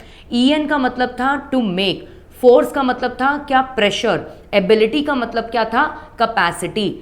यानी कि हर वो अग्रीमेंट, देखिएगा जरा सामने स्क्रीन पर, हर वो अग्रीमेंट जिसमें आ जाए आपके लॉ का दबाव, ईच एंड एवरी अग्रीमेंट जिसमें लॉ का प्रेशर क्रिएट करने की ताकत हो, इंटेंशंस हो, इरादा हो, वो ही अग्रीमेंट मेरा क्या कहलाता है? फाइनली एक कॉन्ट्रैक्ट। आइए यानी कि इस पूरी लाइन को मैं कैसे लिखूंगी, प्लीज अपने साथ ये साथ साथ आप लिखिएगा वहां पर। एनफोर्सिबिलिटी ऑफ लॉ, लॉ का प्रेशर, एनफोर्सेबिलिटी, EN का मतलब टू मेक, फोर्स का मतलब प्रेशर, एबिलिटी का मतलब कैपेसिटी, यानी कि इतनी कैपेसिटी है इस अग्रीमेंट में कि वो प्रेशर क्रिएट कर पाए, किसका, लॉ का, तो वो पर्टिकुलर अग्रीमेंट मेरा क्या कहलाता है, एक कॉन्ट्रैक्ट। तो एनफोर्सेबिलिटी ऑफ लॉ को मैं किस तरीके से लिखने वाली हूं, आइए देखते हैं।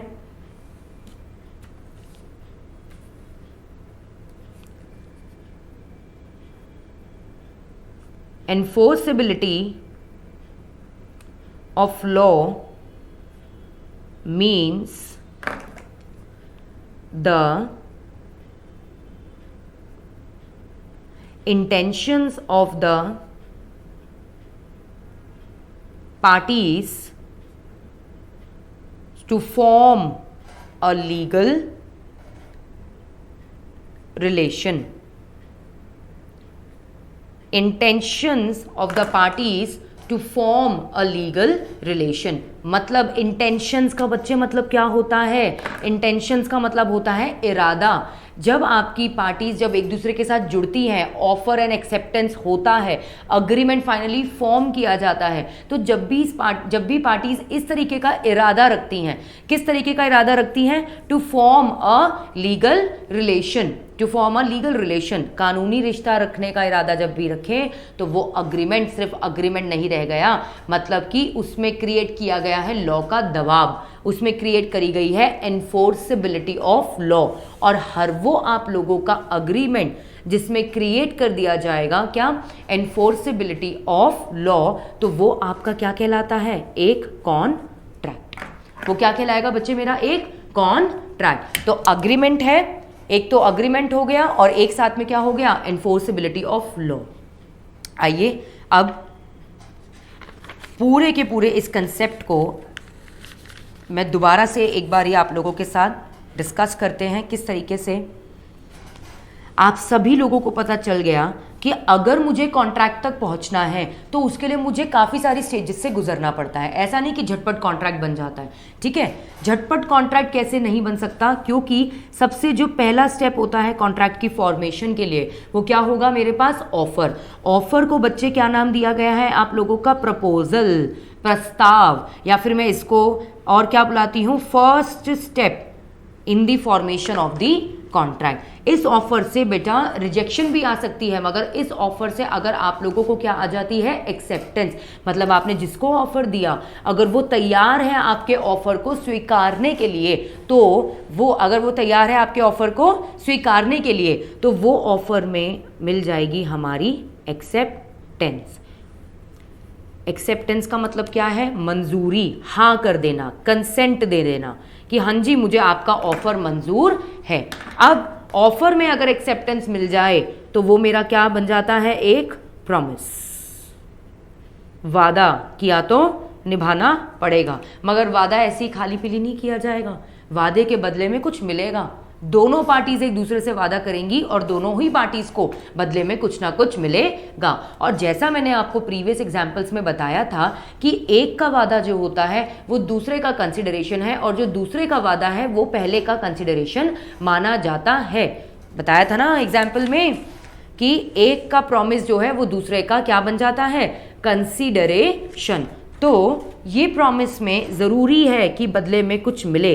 बदले में क्या मिलेगा हम लोगों को, कंसिडरेशन। प्रॉमिस प्लस कंसिडरेशन बन जाएगा ये आप लोगों का क्या, अग्रीमेंट। लेकिन अग्रीमेंट तो मैम दो टाइप के थे ना। एक अग्रीमेंट तो मैंने बनाया था किसके साथ, अपने ब्रदर के साथ, और एक अग्रीमेंट जो है वो मैंने फॉर्म किया था किसके साथ, मिस्टर एक्स के साथ। यानी कि अग्रीमेंट वो भी था जो भाई के साथ बनाया, और अग्रीमेंट वो भी है जो मैंने किसके साथ बनाया, मिस्टर एक्स के साथ। भाई ने वो काम नहीं किया, भाई ने अपना प्रॉमिस फुलफिल नहीं किया, तो मैं उसके अगेंस्ट कोई कानूनी कार्रवाई नहीं करूंगी। कहीं ना कहीं मैं उसका लिहाज कर लूंगी कि चलो भाई है, डांट दूंगी, मगर मैं उसको कोर्ट तो नहीं लेकर जाने वाली ना किसी भी तरीके से। यानी कि लॉ का दबाव नहीं है इस अग्रीमेंट में। लेकिन मिस्टर एक्स के केस में तो मैं ऐसा कर सकती हूँ। आप लोग खुद सोचिए ना, अगर मानो मिस्टर एक्स जो है वो मुझे पैसा दे दे सारा और मैं उनको कार ना दूं, तो आपको लगता है कि वो जो है ऐसे ही मुझे जाने देंगे, वो कोई ना कोई कानूनी कार्रवाई करेंगे, वो मुझे डराएंगे धमकाएंगे, वो कहेंगे मैम आपने पैसा ले लिया और आपने कार नहीं दी, ऐसे थोड़ी ना होता है, आपको कार भी देनी पड़ेगी। तो सेम केस मेरे साथ है, मानो अगर उन्होंने कार ले ली, मिस्टर एक्स ने हमारे क्या किया, कार को ले लिया, मगर उन्होंने पैसा नहीं दिया, तो मैं भी तो उनके अगेंस्ट कोई ना कोई कार्यवाही कर सकती हूँ। तो प्रेशर तो रहेगा दोनों के ऊपर, एक टेंशन तो रहेगी कि यार अगर अग्रीमेंट नहीं निभाया तो सामने वाला हो सकता है कोर्ट लेकर चला जाए। तो जिस भी अग्रीमेंट में ये दबाव होगा, ये इरादा होगा कोर्ट तक ले जाने का, चाहे जा रहे हैं कोर्ट में या नहीं जा रहे हैं वो बात की बात है, हो सकता है आप ऐसी अपना मैटर, अपना डिस्प्यूट सॉर्ट आउट कर लें, है ना, ऐसे ही कर सकते हैं। लेकिन अगर आप उसको लेकर जा रहे हैं कोर्ट, अगर इरादा है ऐसा, तो उस अग्रीमेंट में मैं कहती हूँ क्या ऐड हो चुका है, एनफोर्सबिलिटी ऑफ लॉ। और फाइनली अब ये ऐड ऑन कर लेने के बाद फाइनली मेरे पास क्या आ गया है, कॉन्ट्रैक्ट। फाइनली मेरे पास क्या आया है, एक कॉन्ट्रैक्ट। तो कॉन्ट्रैक्ट से जुड़े सारे कानून हम लोग कहाँ पढ़ने वाले हैं, the Indian contract act 1872।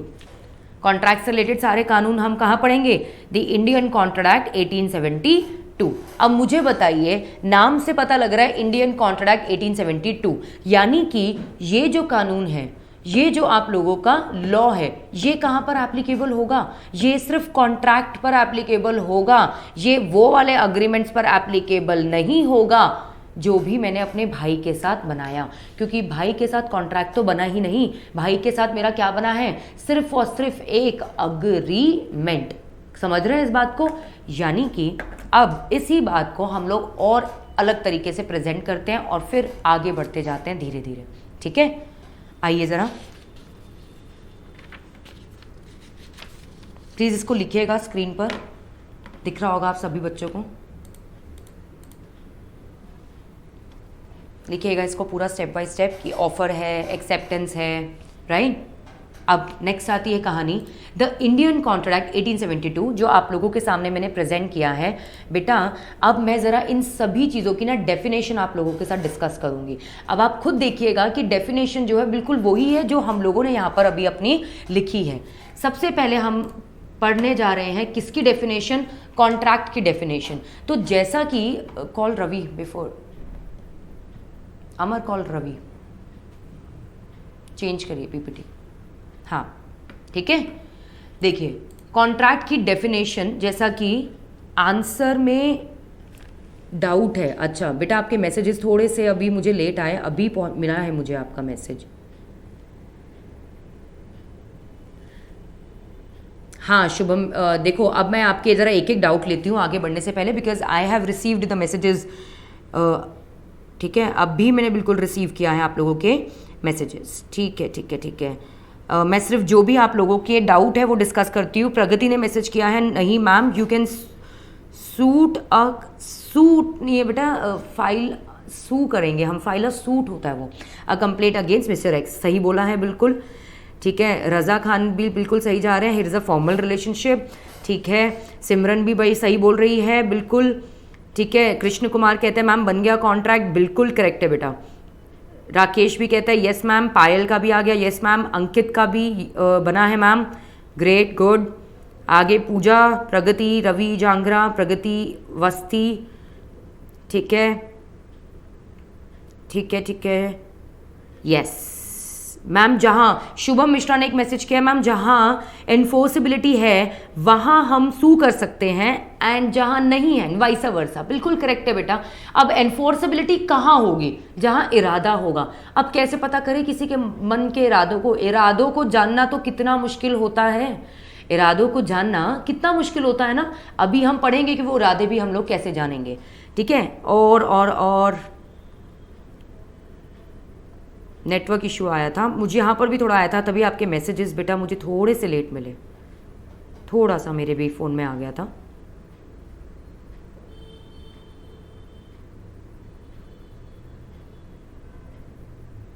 Neha कब मैसेज आया मैम, प्लीज़ एक्सप्लेन अगेन। बेटा कितना एक्सप्लेन करूँ, पहले ये बता दे कहाँ से एक्सप्लेन करूँ। एग्जाम्पल पढ़ लिया था आप लोगों ने, मिस्टर एक्स के एग्जाम्पल तक कर लिया था सब बच्चों ने? मिस्टर एक्स के एग्जाम्पल तक हो गया सब बच्चों का?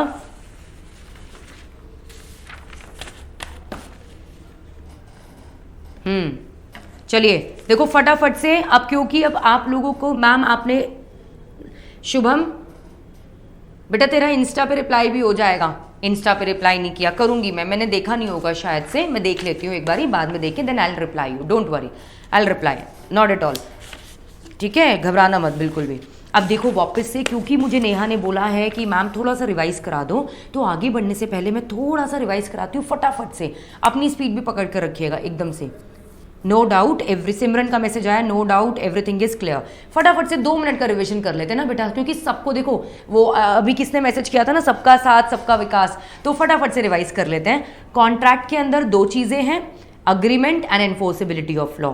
अग्रीमेंट 2 चीजों से बनता है, प्रॉमिस एंड कंसिडरेशन। प्रॉमिस भी 2 चीजों से बनता है, ऑफर एंड एक्सेप्टेंस, ठीक है। अच्छा, ऑफर के बाद रिजेक्शन भी आ सकता है, लेकिन अगर ऑफर के बाद बेटा आपको आईडी मिल जाएगी सबको इंस्टा की, सिमरन मैं रवि को कह दूंगी वो आपको प्रोवाइड कर देंगे। अभी बेटा प्लीज कंसेप्ट पे फोकस कर, और शुभम तू तो अभी मेरे से बेटा पिटेगा, मैं कैमरे में अंदर आकर ही पीटने वाली हूँ तेरे को, कंसेप्ट पे फोकस करो, गुड। एनफोर्सेबिलिटी ऑफ लॉ का मतलब मैंने क्या बताया था, EN का मतलब टू मेक, फोर्स का मतलब प्रेशर, एबिलिटी का मतलब कैपेसिटी, मतलब एक ऐसा अग्रीमेंट, स्क्रीन पर देखिए अमर इसको वाइसा वर्सा करिए, नहीं ठीक है, इट इज स्क्रीन शोइंग। अगर आपके अग्रीमेंट लॉ का प्रेशर क्रिएट कर सकता है, माने वो कॉन्ट्रैक्ट है। अब मैंने जो आप लोगों को मैसेज किया था, सॉरी एग्जाम्पल दिया था, एग्जाम्पल मैंने आपको 2 एग्जाम्पल्स दिए थे, एक अपने भाई के साथ एग्जाम्पल और एक मिस्टर एक्स के साथ। भाई ने प्रॉमिस फुलफिल नहीं किया तो मैं ऑब्वियसली उसको माफ कर दूंगी, हाँ वो बात और है कि घर में नहीं छोड़ूंगी, लेकिन बेटा उसे कोर्ट भी नहीं लेकर जाऊंगी, है ना।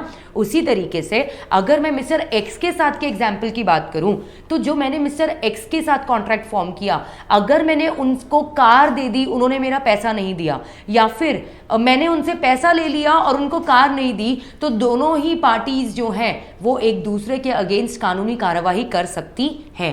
करेंगी बाद में या नहीं करेंगी वो लेटर ऑन है, वो बाद की बात है, मगर एक राइट तो डेफिनेटली मिल ही जाएगा कि छोड़ेंगे नहीं बेटा, अग्रीमेंट बना है निभाना पड़ेगा। तो हर वो अग्रीमेंट आप लोगों का, हर वो अग्रीमेंट जिसमें क्या मिल जाएगी, एनफोर्सेबिलिटी ऑफ लॉ, लॉ का दबाव है। लॉ का दबाव मतलब intentions of the parties to form a legal relation, जैसा मैंने यहाँ पे लिखवाया था।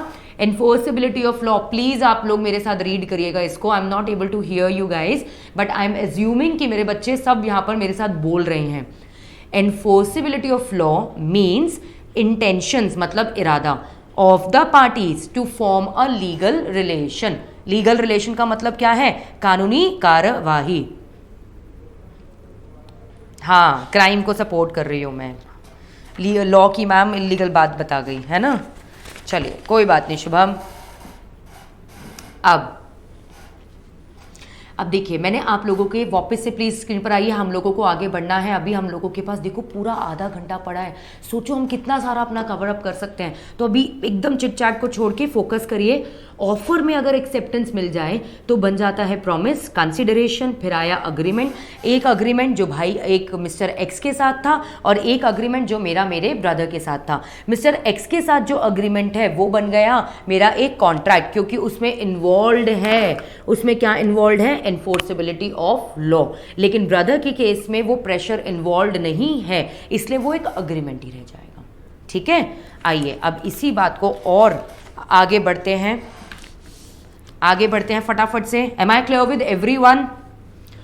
इन एग्जाम्पल से आपको ये समझ में आ गया होगा कि जो अग्रीमेंट्स होते हैं वो 2 प्रकार के होते हैं। एक होता है अग्रीमेंट जिसमें EOL का मतलब क्या है, एनफोर्सेबिलिटी ऑफ लॉ। एक होगा अग्रीमेंट जिसमें एनफोर्सेबिलिटी ऑफ लॉ मौजूद है। रवि मुझे मैसेजेस बहुत लेट आ रहे हैं तो डाउट्स नहीं क्लियर हो पाते हैं, एक बार चेक कर लीजिएगा।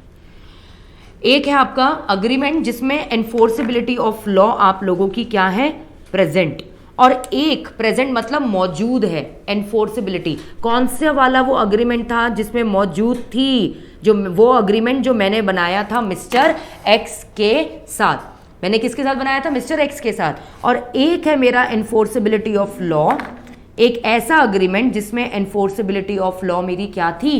एब्सेंट थी, है ही नहीं। वो अग्रीमेंट जो मैंने बनाया था किसके साथ? वो अग्रीमेंट जो मैंने बनाया था अपने ब्रदर के साथ। तो मुझे एक बात तो पता चल गई कि अग्रीमेंट है बाप जिसके है 2 बेटे। अग्रीमेंट हो गया आपका एक फादर और जिसके हो गए हमारे पास क्या? 2 बेटे हो गए। एक वो बेटा जिसमें है एनफोर्सेबिलिटी ऑफ लॉ और एक है वो बेटा जिसमें नहीं है आपकी एनफोर्सेबिलिटी ऑफ लॉ। तो जिस भी अग्रीमेंट के अंदर होगा एनफोर्सेबिलिटी ऑफ लॉ, उसी को तो हम लोगों ने यहां पर क्या नाम दिया है? एक कॉन्ट्रैक्ट। क्या नाम दे दिया हम लोगों ने उसको? कॉन्ट्रैक्ट। अब आइए जरा फटाफट से पीपीटी के ऊपर देखते हैं। आप सबको यहां पर दिख रहा होगा, मैं डेफिनेशन भी आप लोगों के साथ डिस्कस करूंगी।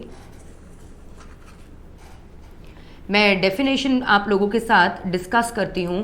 क्या? कॉन्ट्रैक्ट एंड डेफिनेशंस करते हैं। उससे पहले ना मैं आप लोगों के सामने ये एक स्टेटमेंट लिख रही हूं। मुझे बताइए ये स्टेटमेंट कितनी सही है और कितनी गलत है। आप लोगों को दिख रहा है क्या लिखा है? All contracts are agreement but all agreements may not be a contract. Tell me, is it true or false? बताइए guys, is it true or false? अगर मैं आप लोगों से पूछ रही हूं कि all contracts are agreement but all agreements may not be a contract, is it true or false? Tell me that. True है या नहीं है? आ गया मैसेज जी। क्या है हम लोगों का? ये ट्रू है। क्यों ट्रू है? क्योंकि बेटा कॉन्ट्रैक्ट का जन्म हुआ है किससे? अग्रीमेंट से। लेकिन अग्रीमेंट तो और भी है ना हमारे पास। तो इस स्टेटमेंट को हम लोग और कैसे लिखते हैं? यही है हमारा कि कॉन्ट्रैक्ट जो है वो तो अग्रीमेंट होता ही है। कॉन्ट्रैक्ट जो है वो तो अग्रीमेंट होता ही है। उसके अंदर ऑफर भी होगा, एक्सेप्टेंस भी होगा, प्रॉमिस बन जाएगा, कंसिडरेशन होगा। ठीक है, अग्रीमेंट तो बन ही गया। तो एक कॉन्ट्रैक्ट के अंदर अग्रीमेंट तो होता ही है। मैडम रितेश का मैसेज आया, मैडम बिना अग्रीमेंट के कॉन्ट्रैक्ट नहीं बनेगा। वेरी गुड, बिल्कुल क्लियर है मैम। बिना अग्रीमेंट के बिना तो कॉन्ट्रैक्ट बन ही नहीं सकता। लेकिन क्या सारे अग्रीमेंट कॉन्ट्रैक्ट बन जाते हैं? The answer is no. कई ऐसे अग्रीमेंट्स होते हैं जो आपके कॉन्ट्रैक्ट नहीं बनते हैं। तो ऐसे आपके अग्रीमेंट्स जिसमें एनफोर्सेबिलिटी ऑफ लॉ एब्सेंट होती है वो कौन कौन से होते हैं? वो होते हैं बेटा आपके जैसे डोमेस्टिक अग्रीमेंट्स, ठीक है, या फिर उसको मैं कह सकती हूं एक और क्या? Social invitation. या तो होते हैं हमारे क्या? डोमेस्टिक अग्रीमेंट्स, या फिर वो होते हैं हमारे क्या? Social invitations. अब देखो क्या डोमेस्टिक अग्रीमेंट का मैंने एक एग्जांपल आपको दिया था, मिस सो। ठीक है, हाँ बेटा, क्योंकि रजा खान का मैसेज आया कि मैम वो मिस होता है। बेटा इंटेंशंस के ऊपर बेस्ड होता है। अब इंटेंशंस कैसे पता करेंगे वो देखते हैं, अभी सब्र रखिए, थोड़ा सा पेशेंस। अब देखिए मैं आपको सबसे पहले बता रही हूं उन अग्रीमेंट्स के बारे में जहां पर आप लोगों का एनफोर्सेबिलिटी ऑफ लॉ। एनफोर्सेबिलिटी का मतलब क्या था मैम? EN का मतलब टू मेक, फोर्स का मतलब प्रेशर यानी कि दबाव, और एबिलिटी का मतलब कैपेसिटी ऑफ लॉ, मतलब लॉ का दबाव डलवाने की कैपेसिटी जिस भी अग्रीमेंट में है वो है मेरा कॉन्ट्रैक्ट। जिस अग्रीमेंट में वो दबाव डलवाने की कैपेसिटी नहीं है, वो हिम्मत, वो ताकत, वो एनफोर्सेबिलिटी नहीं है, तो वो मेरा कॉन्ट्रैक्ट कभी बनेगा ही नहीं। वो सिंपल से सिंपल मेरा क्या रह जाएगा? आपका एक अग्रीमेंट। तो ऐसे कौन कौन से अग्रीमेंट्स हैं आप लोगों के? ऐसे होते हैं यूजुअली डोमेस्टिक अग्रीमेंट्स। यूजुअली मैंने क्या बोला है? यूजुअली का मतलब क्या होता है? ज्यादातर। जो भी आपके डोमेस्टिक, यूजुअली का मतलब है ज्यादातर, हमेशा नहीं। अगर मैं यहां लिखती एवरी टाइम, एवरी डे तो होता, लेकिन मैंने क्या वर्ड इस्तेमाल किया है? यूजुअली का मतलब क्या है? ज्यादातर। जितने भी घर के बनाए हुए अग्रीमेंट्स होते हैं, जो अपने घर वालों के साथ बनाए, फ्रेंड्स के साथ बनाए, सोशल अग्रीमेंट्स होते हैं आप लोगों के, है ना, जो कि अपनी सोशल सेटिस्फैक्शन के लिए बनाए जाते हैं, ऐसे अग्रीमेंट्स में बेटा एनफोर्सेबिलिटी नहीं होती, दबाव नहीं होता। प्रॉमिस निभाया, नहीं निभाया तो नहीं निभाया। कोई भी पार्टी दूसरी पार्टी को कोर्ट में नहीं ले जा सकती। देखो डोमेस्टिक अग्रीमेंट के केस में तो मैंने आप लोगों को अपने भाई का एग्जाम्पल दिया था ना, अपने ब्रदर का एग्जाम्पल। लेकिन जब मैं बात करती हूँ किसके बारे में? सोशल इनविटेशन के बारे में। किसके बारे में बात कर रहे हैं हम लोग? Social invitation. तो उस केस में क्या होता है, देखो मानो से एज फॉर एग्जाम्पल शुभम जो है ना हमारे, ही इज गेटिंग मैरिड, ठीक है, शुभम फाइनली है, चलो अभी बेचारा बच्चा ही है, अभी हम कोई और एग्जाम्पल ले लेते हैं शुभम के रिगार्डिंग। शुभम जो है ना हमारे, इसका सीए क्लियर हो गया। अब ये है हमारा शुभम, चलो शुभम भाई आपका नाम लिख रहे हैं हम यहाँ पर। ये जो शुभम है हमारा, क्योंकि इसने सीए फाउंडेशन, सीए इंटरमीडिएट और सीए फाइनल्स तीनों ही स्टेजेस को क्लियर कर लिया, इसी खुशी के मारे शुभम ने क्या किया, हम लोगों के लिए ना पार्टी अरेंज करी। मैम पीपीटी हटा दीजिए, पीपीटी इसको ओवरकम करिए, आई शीट दिख रहा है, ठीक है हटा हुआ है बेटा। चलिए अब देखिए शुभम और मेरे बीच में, शुभम माइनर, कोई बात नहीं बेटा, अभी तुम जब तक फाइनल्स करोगे तब तक तुम जो है मेजर भी बन जाओगे। एग्जाम्पल ले रहे हैं, अब प्लीज़ पूरा एग्जाम्पल जब तक कंप्लीट ना हो जाए कोई नहीं बोलेगा, पहले सुनते हैं सब ध्यान से एग्जाम्पल को। देखो शुभम जो है वो फाइनली कॉन्ट्रैक्ट फॉर्म कर रहा है मेरे साथ ना, मुझे इसने एक ऑफर दिया। क्या ऑफर दिया कि मैम क्योंकि मैं अब बन चुका हूँ सीए शुभम, मैं क्या बन चुका हूँ, एक सीए शुभम, तो मैंने सभी फैकल्टीज़ के लिए, जितिन सर के लिए, कैलाश सर के लिए, मतलब अमित सर के लिए, मेरे लिए, हम सब के लिए ना इसने पार्टी अरेंज करी है। फ्रेंड्स भी आएंगे और रिलेटिव्स भी आएंगे। तो इसने ना मुझे क्या दिया है अपनी तरफ से एक ऑफर कि मैम क्या आप हमारे यहाँ पे हमने पार्टी रखी है, क्या आप आएंगी? अब देखो कहने को तो मैं इसको मना भी कर सकती हूँ, मैं मना कर सकती हूँ ना कि नहीं बेटा मैं नहीं आ पाऊँगी या मैं बिज़ी हूँ या कुछ है, मगर मैंने क्या कह दिया, मैंने कहा हाँ बेटा ज़रूर, मैं ज़रूर आऊँगी। यानी कि मैंने ऑफर के बदले में शुभम को क्या दे दी है, अब फाइनली एक एक्सेप्टेंस। अमर यहाँ से एक, ऑफर के बदले में मैंने क्या दे दी है, एक एक्सेप्टेंस। अब क्या हुआ, देखो यहाँ पर क्या होगा कि ना शुभम मुझे कहता है मैम अब आप आओगे, आप हमारे सीनियर हो, तो मैम प्लीज़ गिफ्ट्स भी ज़रूर लेते आइएगा, प्लीज़ ऐसे ही मत आइएगा, ओके। हमने आपके लिए पूरा अच्छे से खाने पीने का अरेंजमेंट करा हुआ है, पूरा प्रॉपर वेज खाना ही रखेगा, प्योर वेजिटेरियन, पूरा प्रॉपर अरेंजमेंट करा हुआ है, तो आप मैम आइएगा, विल हैव अ पार्टी, और पार्टी होगी, सब फैकल्टीज़ होगी, ठीक है, सबका गेट टुगेदर होगा और उसको बदले में गिफ्ट्स भी तो मिल जाएंगे। तो यहाँ पर हुआ क्या, शुभम ने दिया है बेटा ऑफर, मेरी तरफ से आ गई है क्या, एक्सेप्टेंस, ठीक है, ऑफर भी है प्लस यहाँ पर एक्सेप्टेंस भी है, तो बन गया ना दोनों के बीच में प्रॉमिस।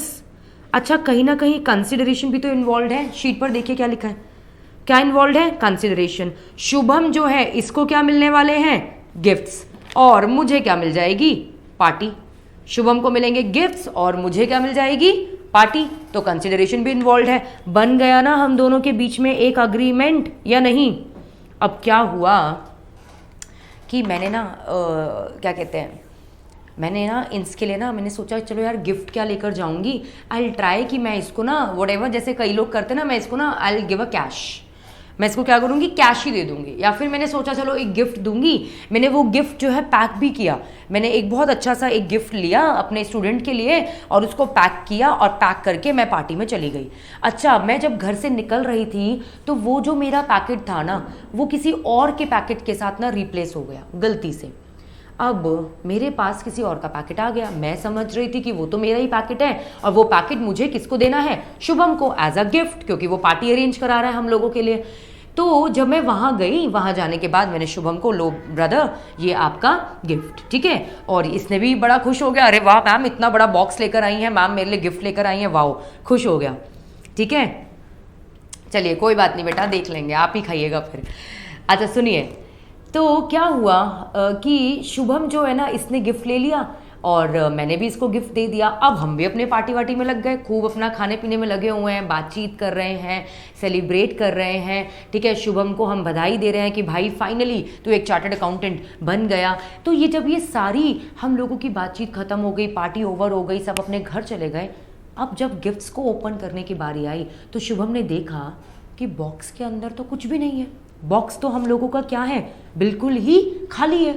अब जो था शिवम ने सारी पार्टी की रिकॉर्डिंग निकाली, कैमरा तो लगे ही होते हैं आजकल सब जगह पर।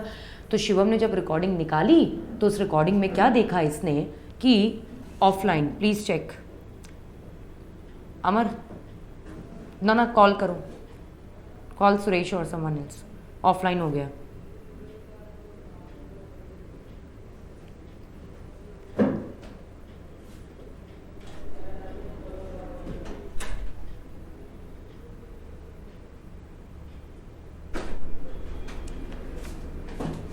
रवि बहुत प्रॉब्लम आ रही है, देखो कोई बात नहीं बेटा, हम जल्द आ रहे हैं। पता नहीं मेरी आवाज़ पहुंच भी रही है या नहीं, ऑफ हो गया ना सबका, सभी का ही, सबका मैसेज आया हुआ है, सो मेनी इश्यूज।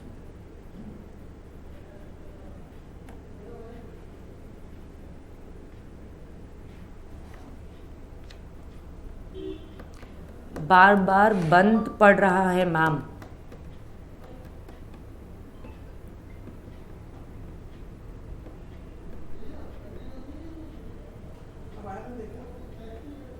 आ गया, आकाश का मैसेज आ गया मैम। चलो फाइनली पार्टी की बारी आई ना, तो अब फाइनली आ ही गया। अब जब शुभम ने, देखो क्या हुआ, ठीक है उत्कर्ष, थैंक यू बेटा, थैंक यू। देखो फटाफट से अब सुनो, अब क्योंकि बॉक्स खाली था, भाई मैंने शुभम को बॉक्स दिया, वो तो अंदर से खाली था बॉक्स, मुझे क्या पता था। अब मैंने तो अपना फर्ज पूरा कर दिया कि ये लो भाई तुम्हारा गिफ्ट, अब मैं आराम से पार्टी एंजॉय करूंगी। तो जो भी हमारे शुभम ने अरेंजमेंट्स करे हुए थे, मतलब स्नैक्स क्या और खाने पीने का क्या और हर चीज़ें, मैं तो मतलब फुल ऑन बिल्कुल एकदम हम स्टार्ट हो गए एंड देन खाना पीना शुरू कर दिया। जब सब चले गए ना, उसके बाद शिवम ने बॉक्सेस को, सब सारे गिफ्ट्स को ओपन करा, तो उसने क्या देखा कि जो नीति मैम ने गिफ्ट दिया था वो बॉक्स तो खाली है। तो इसको बड़ा गुस्सा आया, क्या यार लॉ की फैकल्टी है मैम, और मुझे बिल्कुल ही एकदम बॉक्स कैसा दिया, एकदम ब्लैंक, स्कैम हो गया मेरे साथ। शुभम कह रहा है स्कैम हो गया मैम मेरे साथ। तो इसने फटाफट से क्या किया, पूरी रिकॉर्डिंग निकाली और रिकॉर्डिंग निकालकर चेक किया कि नीति मैम ने फाइनली पार्टी में क्या क्या लिया था और क्या क्या नहीं लिया था। इससे क्या होगा, इससे ये पता लगाएगा कि नीति मैम ने पार्टी तो पूरी एंजॉय करी, सब कुछ अच्छे से खाया, मगर जब गिफ्ट देने की बारी आई तो मुझे एकदम खाली बॉक्स, एकदम एम्प्टी बॉक्स पकड़ा दिया नीति मैम, ऐसे तो नहीं चलेगा। अब अगले दिन बेचारा सारी रात जो है परेशान रहा, यही सोचकर कि नीति मैम जो है she enjoyed a lot in a party, और खूब मैम ने अच्छे से खाया पिया, मगर गिफ्ट के नाम पर मैम ने कुछ भी नहीं दिया। अगले दिन भाई साहब ने केस फाइल कर दिया। अब मुझे एक बात बताइए, आपको लगता है कि ऐसा कभी होता है कि अगर आपने किसी को गिफ्ट कम दिया या गिफ्ट ज़्यादा दिया या अपने मन से कोई गिफ्ट दिया जो दूसरे को हो सकता है समझ में ना आए या पसंद में ना आए, आपको लगता है कि ऐसे केसेस में भी क्या आपका कोई, मतलब ऐसी सिचुएशंस में क्या कोई केस फाइल करेगा? ऐसा होगा क्या? सिर्फ मान लो, मतलब अगर मैं बहुत अच्छा गिफ्ट लेकर गई, मगर अगर मेरा फेवरेट डिशेज ही वहाँ पर नहीं थी, तो क्या मैं भी अब शुभम के ऊपर केस फाइल करूँगी कि शुभम भाई देखो ये क्या हुआ, तुमने तो फेवरेट डिशेज रखी नहीं? ऐसा तो नहीं होता, क्योंकि बेटा ये सोशल गैदरिंग्स हैं, ये सोशल गैदरिंग्स, ये सोशल इन्विटेशंस इंसान की सोशल जो उसकी लाइफ है उसकी सेटिस्फैक्शन के लिए रखी जाती हैं। तो ये गैदरिंग से जो का मकसद जो है वो बिजनेस करना नहीं है, इन गैदरिंग का मकसद जो है वो कोई ट्रांजैक्शन, बिजनेस ट्रांजैक्शन करना नहीं है, वो है सोशल गैदरिंग, सोशल इन्विटेशन। समझ रहे हैं? अब शुभम मुझे क्या कहता है, मैम मैंने दिया था ऑफर, आपने क्या दी थी, एक्सेप्टेंस, हो गया था प्रॉमिस, अब इन्वॉल्व है क्या, कंसिडरेशन। तो मैम अग्रीमेंट तो बन गया ना? हाँ बेटा अग्रीमेंट बन गया, लेकिन भाई हमारे नहीं बना है ये कॉन्ट्रैक्ट। क्योंकि कॉन्ट्रैक्ट क्यों नहीं बना? क्योंकि मेरा ऐसा कोई इरादा नहीं था कि मैं इनके साथ जो है बिजनेस रिलेशनशिप्स फॉर्म करूं। एनफोर्सेबिलिटी का मतलब ही क्या था? फर्स्ट शीट में आप लोगों को लिखवाया था, intentions of the parties to form a legal relation. अब अगर ऐसी चीजों में भी कानूनी रिश्ते बनने लगे, लीगल रिलेशनशिप्स बनने लगे, तो बेटा दुनिया एक दूसरे के खुशी की जो गैदरिंग्स होती हैं, ये जो सोशल गैदरिंग्स है ना, इसमें जाना ही बंद कर देगी और इंसान काम करते करते पागल हो जाएगा। तो ये सोशल गैदरिंग्स सोशल सेटिस्फैक्शन के लिए, मेंटल सेटिस्फैक्शन के लिए होती है, not for the business purpose. तो एक बात बताइए मुझे, इन सभी चीज़ों से एक बात तो क्लियर आ रही है आपको, ठीक है? एक बात तो क्लियर आ गई होगी आप लोगों को कि जो कॉन्ट्रैक्ट मैंने अपने भाई के साथ बनाया, ब्रदर के साथ डोमेस्टिक ट्रांजैक्शन, या फिर जो कॉन्ट्रैक्ट मैंने अब हमारे शुभम के साथ बनाया, ये जो दोनों ही आप लोगों के अग्रीमेंट्स हैं, ये जो दोनों ही हम लोगों के क्या है, अग्रीमेंट्स हैं, क्या ये अग्रीमेंट में इंटेंशंस थी कि मैं कानूनी रिश्ता बनाऊंगी? नहीं थी, है ना? तो यूजुअली, अब ये मान के चलते हैं, यूजुअली का मतलब होता है ज्यादातर, यूजुअली का मतलब क्या होगा, ज्यादातर, हमेशा नहीं होगा। ज्यादातर ऐसा होगा कि जब भी डोमेस्टिक अग्रीमेंट्स होंगे, जब भी होंगे हमारे क्या सोशल इन्विटेशंस, वहां नहीं होगी एनफोर्सेबिलिटी ऑफ लॉ। समझ रहे हैं? तो वो हमारा कभी भी कॉन्ट्रैक्ट नहीं बनेगा, वो सिर्फ हम लोगों के क्या बन जाएंगे, सिर्फ और सिर्फ है सोशल अग्रीमेंट्स। बिट्टू का मैसेज आया है ये हमारे कोई कि सोशल अग्रीमेंट्स हैं, ये हम लोगों के डोमेस्टिक अग्रीमेंट्स हैं और इसमें किसी भी तरीके की एनफोर्सेबिलिटी ऑफ लॉ मौजूद नहीं है। लेकिन सोचो, जो मिस्टर एक्स के साथ कॉन्ट्रैक्ट बनाया था, उन्होंने मेरी कार भी ली और मेरा पैसा भी नहीं दिया। आपको लगता है कि मैं छोड़ने वाली हूँ? डेफिनेटली मैं कुछ ना कुछ तो एक्शन लूंगी। मैं भाई, हो सकता है मैं डराऊं, धमकाऊं, कोर्ट तक ले जाने की धमकी भी दूं, that I will see you in the court. यानी कि कहीं ना कहीं मुझे ये राइट है कि मैं उनके अगेंस्ट जो है वो कानूनी कार्यवाही कर सकती हूं। तो यहां पर मेरा क्या बन जाएगा, कॉन्ट्रैक्ट। जब इस तरीके की इंटेंशंस आ जाती हैं ना, इरादा आ जाता है, तो मैं contract, enforceability of law present है, जैसा कि आप शीट पे देख सकते हैं। हम यहां पर क्या कहेंगे, इट इज यूजुअली कहां पर प्रेजेंट होती है, इन ऑल बिजनेस और कमर्शियल ट्रांजैक्शंस। जितने भी आपकी बिजनेस या फिर कमर्शियल ट्रांजैक्शंस होंगी, उसमें होगा मेरा क्या प्रेजेंट, आप लोगों का एनफोर्सेबिलिटी ऑफ लॉ। अब फिर से जरा वापस से पीपीटी पर आइए, मैं आपको वही वाली लाइन फिर से बता रही हूं। बेटा ये लाइन ना मैंने नहीं बनाई है, आपके इंस्टीट्यूट ने इसके ऊपर क्वेश्चन पूछा था, पूरे 5 मार्क्स का, पूरे 5 मार्क्स का क्वेश्चन। अभी रिसेंट में नहीं पूछा गया, मगर पहले पूछा गया है। ठीक है, क्या क्वेश्चन है, देखो जरा स्टेटमेंट देखो, सीधा ऐसे लिख दिया लाइन आपके सामने और फिर लिखकर आ जाएगा कमेंट और फिर आ जाएगा सीधा 5 मार्क्स का। तो आप क्या एक्सप्लेन करोगे, होमवर्क है आप लोगों का, करके लाएंगे आप। मैं नेक्स्ट क्लास में आप लोगों के साथ डिस्कस करूंगी कि लिखना इसमें और क्या क्या है, मैं समझा चुकी हूं वैसे सारा। देखो जरा क्या दिया हुआ है यहाँ पे, फिर से पढ़ रहे हैं इस लाइन को, और आप लोग भी रीड करिएगा प्लीज। जितना ज्यादा आप लोग बोल बोल कर पढ़ेंगे, मतलब लेक्चर के बीच में नहीं, लेक्चर में जब हम बोले तब आपको बोलना है। अदरवाइज जब आप अपनी पढ़ाई करते हैं सेल्फ स्टडी, तो हमेशा बोल बोल कर, उंगली रख रख कर पढ़ना है बेटा, तब भी कॉन्सेंट्रेशन अच्छा रहता है। देखो क्या है, अभी बोलिएगा सब साथ में, all contracts are agreement but all agreements may not be a contract. यानी कि सारे कॉन्ट्रैक्ट्स तो अग्रीमेंट होते हैं, लेकिन सारे अग्रीमेंट्स कॉन्ट्रैक्ट हो ऐसा तो जरूरी नहीं है। क्यों ऐसा जरूरी नहीं है, अब मैं देने जा रही हूं इसका जवाब, जो आप लोग प्रेजेंट कर कर लाएंगे इन द नेक्स्ट क्लास। देखिए जरा क्या है इसका आंसर शीट पर, शीट पे क्या लिखा हुआ है, क्योंकि मैम अग्रीमेंट तो 2 टाइप के होते हैं ना, एक जिसमें एनफोर्सेबिलिटी ऑफ लॉ प्रेजेंट है, एक जिसमें एनफोर्सेबिलिटी ऑफ लॉ प्रेजेंट नहीं है। ठीक है, अब जिसमें प्रेजेंट होती है वहां पर मैं कहती हूं जी कानून का दबाव है। कानून का दबाव है मतलब एक ऑब्लिगेशन है, एक रिस्पॉन्सिबिलिटी है, एक लीगल ऑब्लिगेशन है। और जहां पर होगी ये एब्सेंट, वहां पर ज्यादातर कहां एब्सेंट होगी, यूजुअली ये एब्सेंट होगी डोमेस्टिक एंड सोशल इन्विटेशंस में। यूजुअली ये प्रेजेंट होगी, मौजूद होगा हमारी लीगल ऑब्लिगेशन, इंटेंशंस कहां मौजूद होगी आप लोगों की, इन every business and commercial transactions. तो यहां पर ये सारी चीजें आप लोगों की अवेलेबल होंगी, in every business and the commercial transactions. Am I clear with this everyone? फटाफट से रिप्लाई करिए येस और नो, फिर हम एक बार जरा इसकी पीपीटीज भी देखते हैं सारी साथ में। रवि मुझे मैसेजेस लेट आ रहे हैं।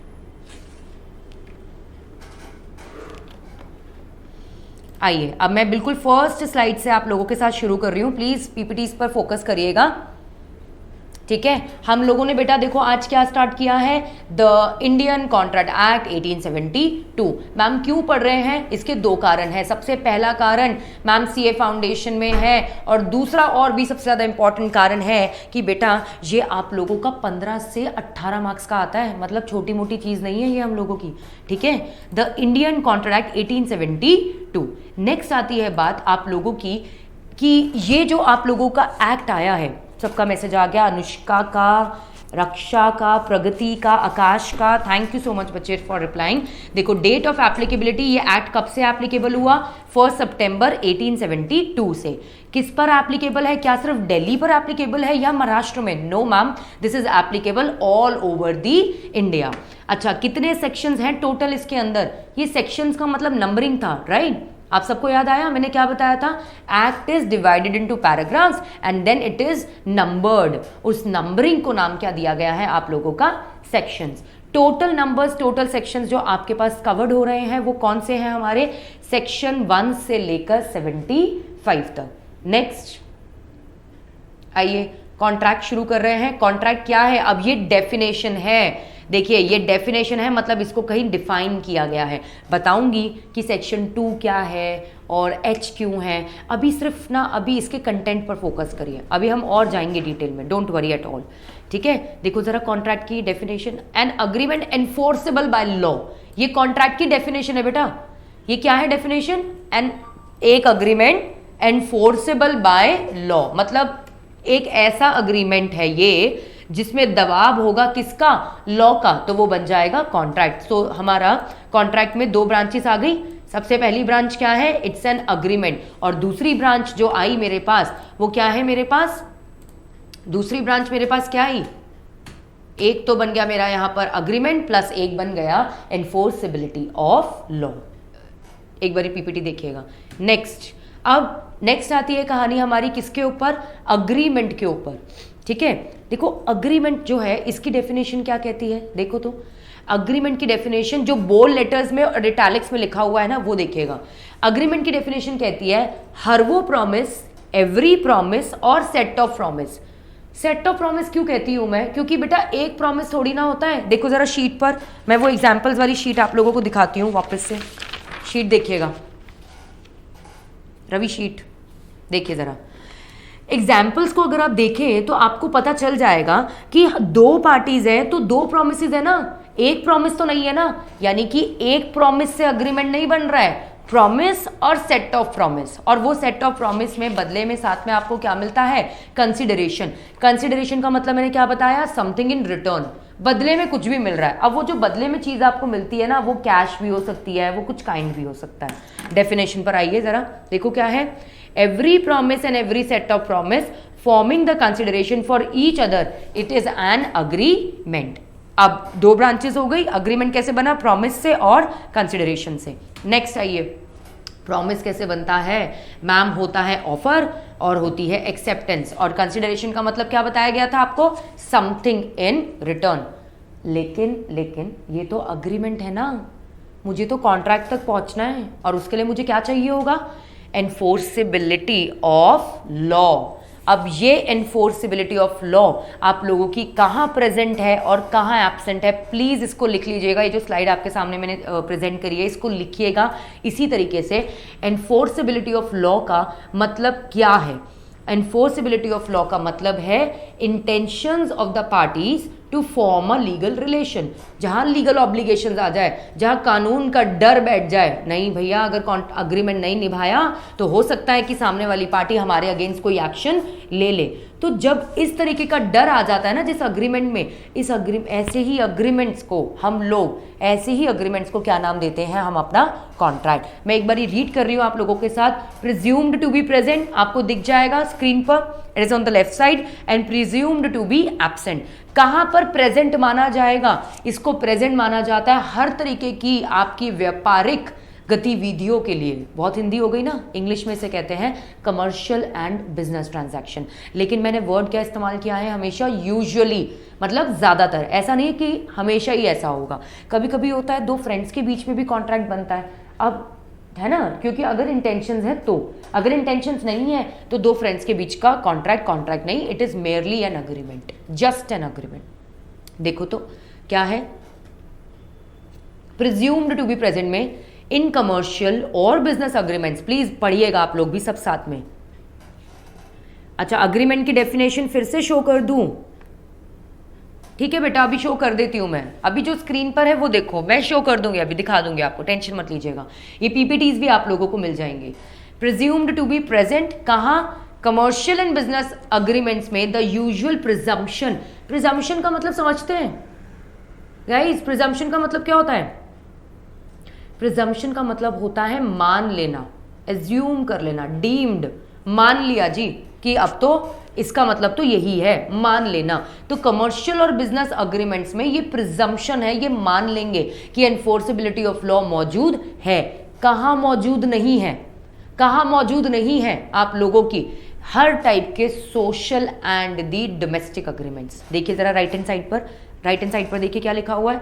इन केस ऑफ सोशल और domestic agreements the usual presumption is that the parties do not intend to create a legal relationship. तो ये हो जाएगा हम लोगों का सारा क्या, एनफोर्सेबिलिटी ऑफ लॉ का कंसेप्ट। अब आती है नेक्स्ट कहानी जो मैंने आप लोगों को स्टेटमेंट बताई थी। क्या स्टेटमेंट थी?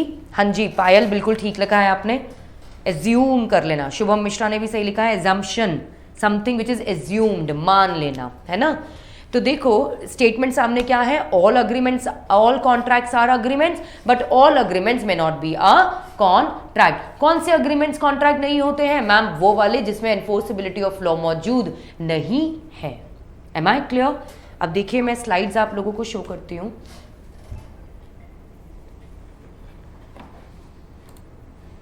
अग्रीमेंट, मैं हर स्लाइड को 10 सेकेंड्स के लिए आप लोगों के लिए रोकती हूँ, ठीक है। कॉन्ट्रैक्ट की डेफिनेशन लिख लीजिएगा और इसी बीच में अगर किसी बच्चे का डाउट है तो आप मुझे मैसेज करिए प्लीज़, और इसको लिख लीजिए साइड बाय साइड।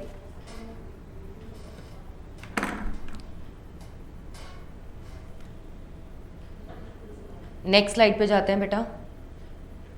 अग्रीमेंट की डेफिनेशन सेक्शन 2 क्लॉज ई के अंदर दी गई है। डाउट्स अपने आप मैसेज कर सकते हैं आप मुझे।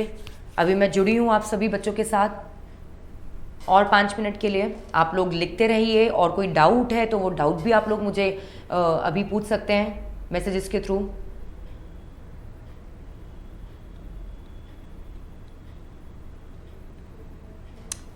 आगे बढ़ते हैं। अग्रीमेंट, कॉन्ट्रैक्ट हो गया, अग्रीमेंट हो गया, ठीक है। Next promise, next consideration. देखो कंसिडरेशन का मतलब ही होता है बदले में कुछ भी मिलना, चाहे वो कैश की फॉर्म में मिले, चाहे से वो आप लोगों का काइंड की फॉर्म में मिले। बदले में अगर कुछ भी मिल रहा है आपको, आपके प्रॉमिस के बदले में कुछ भी मिलता है तो वो आप लोगों का क्या बन जाता है, एक आप लोगों का कंसिडरेशन।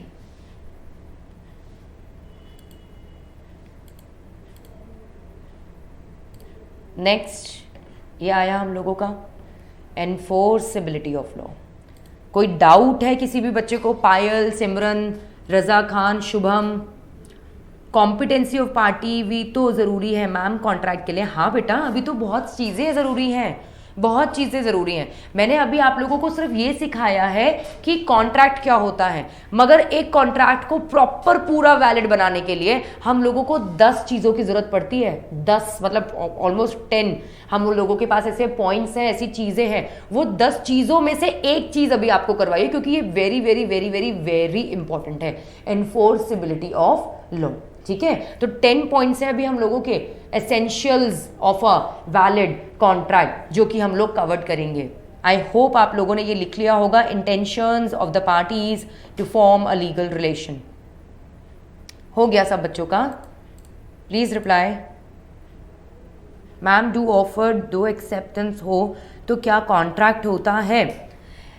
बताऊंगी प्रगति जब हम काइंड ऑफ ऑफर्स पढ़ेंगे ना। एक बच्चे ने पहले भी पूछा था, शुभम ऑफलाइन,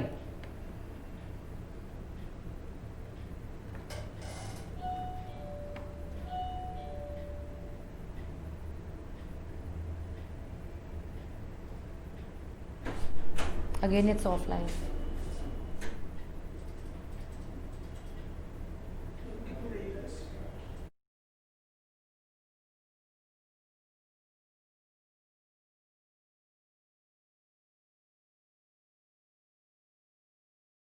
आप प्लीज़ अपने डाउट्स बताइए, मैसेजेस करिए। मैं डाउट्स आप लोगों के यहाँ पर पहले बोलूँगी और फिर उस डाउट को क्लियर भी करूँगी। हाँ बेटा बोलो, प्रगति बोलिए। आज तो 4-5 बार ऑफलाइन हुआ है क्लास। हाँ आर्यन हुआ है, will try, we are trying our best बेटा। और आप लोगों का एक खुशखबरी और मैं देना चाहूँगी, आप लोगों का ये जो ऐप है ये अपग्रेड हो रहा है, पूरी मेहनत में लगे हुए हैं हमारे रवि यहाँ पर, और जल्द ही ये आप लोगों का अपग्रेड हो जाएगा। इनफैक्ट आज शाम तक ही शायद हो जाएगा, तो ऐसी प्रॉब्लम्स आपको फिर नहीं आएंगी।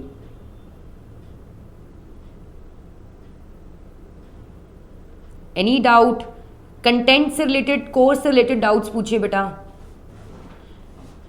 शुभम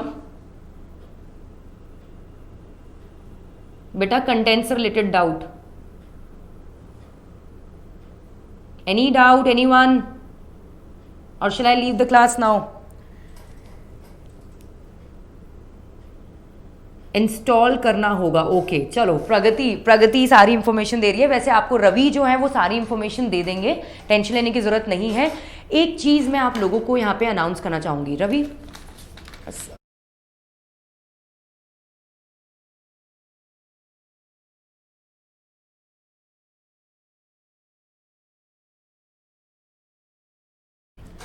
हाँ जी, हाँ तो अब सुनिएगा सब बच्चे, आपको अपनी तरफ से ऐप को अपडेट नहीं करना है। आप सभी बच्चों तक रवि अपने आप पहुंचेंगे, वो आपको मैसेज करेंगे रवि, और वो मैसेज कर कर आपको बताएंगे कि कब आपको अपने इस आर के मेहता के ऐप को अपग्रेड करना है। तो जब आपको बोला जाएगा बच्चे तभी करिएगा, उससे पहले प्लीज मत करिएगा। कोई खुराफात मचाने की जरूरत नहीं है, ठीक है। देखिए अपनी इंटेंशंस अपनी सही रखिए, आप हम भी सही रख रहे हैं यहाँ पे, बिल्कुल पूरी मदद कर रहे हैं हर तरीके से कि जल्दी से जल्दी ये सारी प्रॉब्लम सॉर्ट आउट हो जाए। तो जब तक आपको रवि का मैसेज, जब तक आपको इंस्टीट्यूट की तरफ से मैसेज नहीं आता है तब तक अपग्रेड मत करिएगा। तब तक जो आपके पास ऐप है आप उसी से कंटिन्यू करिए, ठीक है। अब एक, हाँ बेटा प्रगति, मैसेज डाउट तो बोलो। आप यही मैसेज कर रहे हो कि मैम डाउट्स बता दीजिए, डाउट का मैसेज तो करिए, डाउट मैसेज करिए।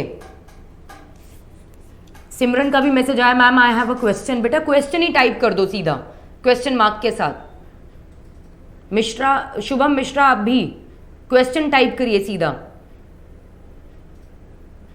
फिर ऑफ हो गया।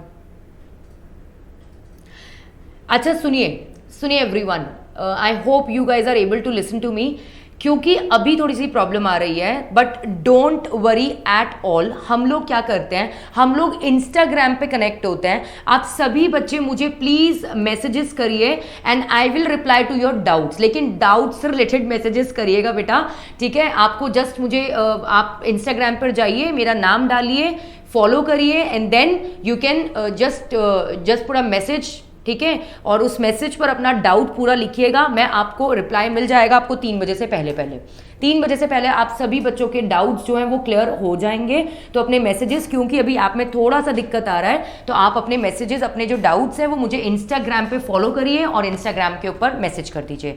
एक लास्ट अनाउंसमेंट आप सभी बच्चों को करना चाहूँगी, हमारे जो इकोनॉमिक्स की फैकल्टी हैं मिस्टर अमित बाली, क्योंकि हमारे सर की तबीयत थोड़ी सी खराब अभी चल रही है, तो हमने इकोनॉमिक्स की क्लास जो है वो कल अरेंज नहीं करवाई है, लेकिन क्योंकि आप लोगों का टाइम वेस्ट ना हो इसीलिए हम लोगों ने आप लोगों के लिए एक स्पेशल अकाउंट्स की अलग से क्लास रखवा दी है। यानी कि जितिन सर आएंगे और आकर अमित बाली सर के जो स्लॉट है उसमें आपकी क्लास लेंगे। तो आपकी क्लास का जो कल का टाइमिंग होगा वो कुछ इस तरीके से है।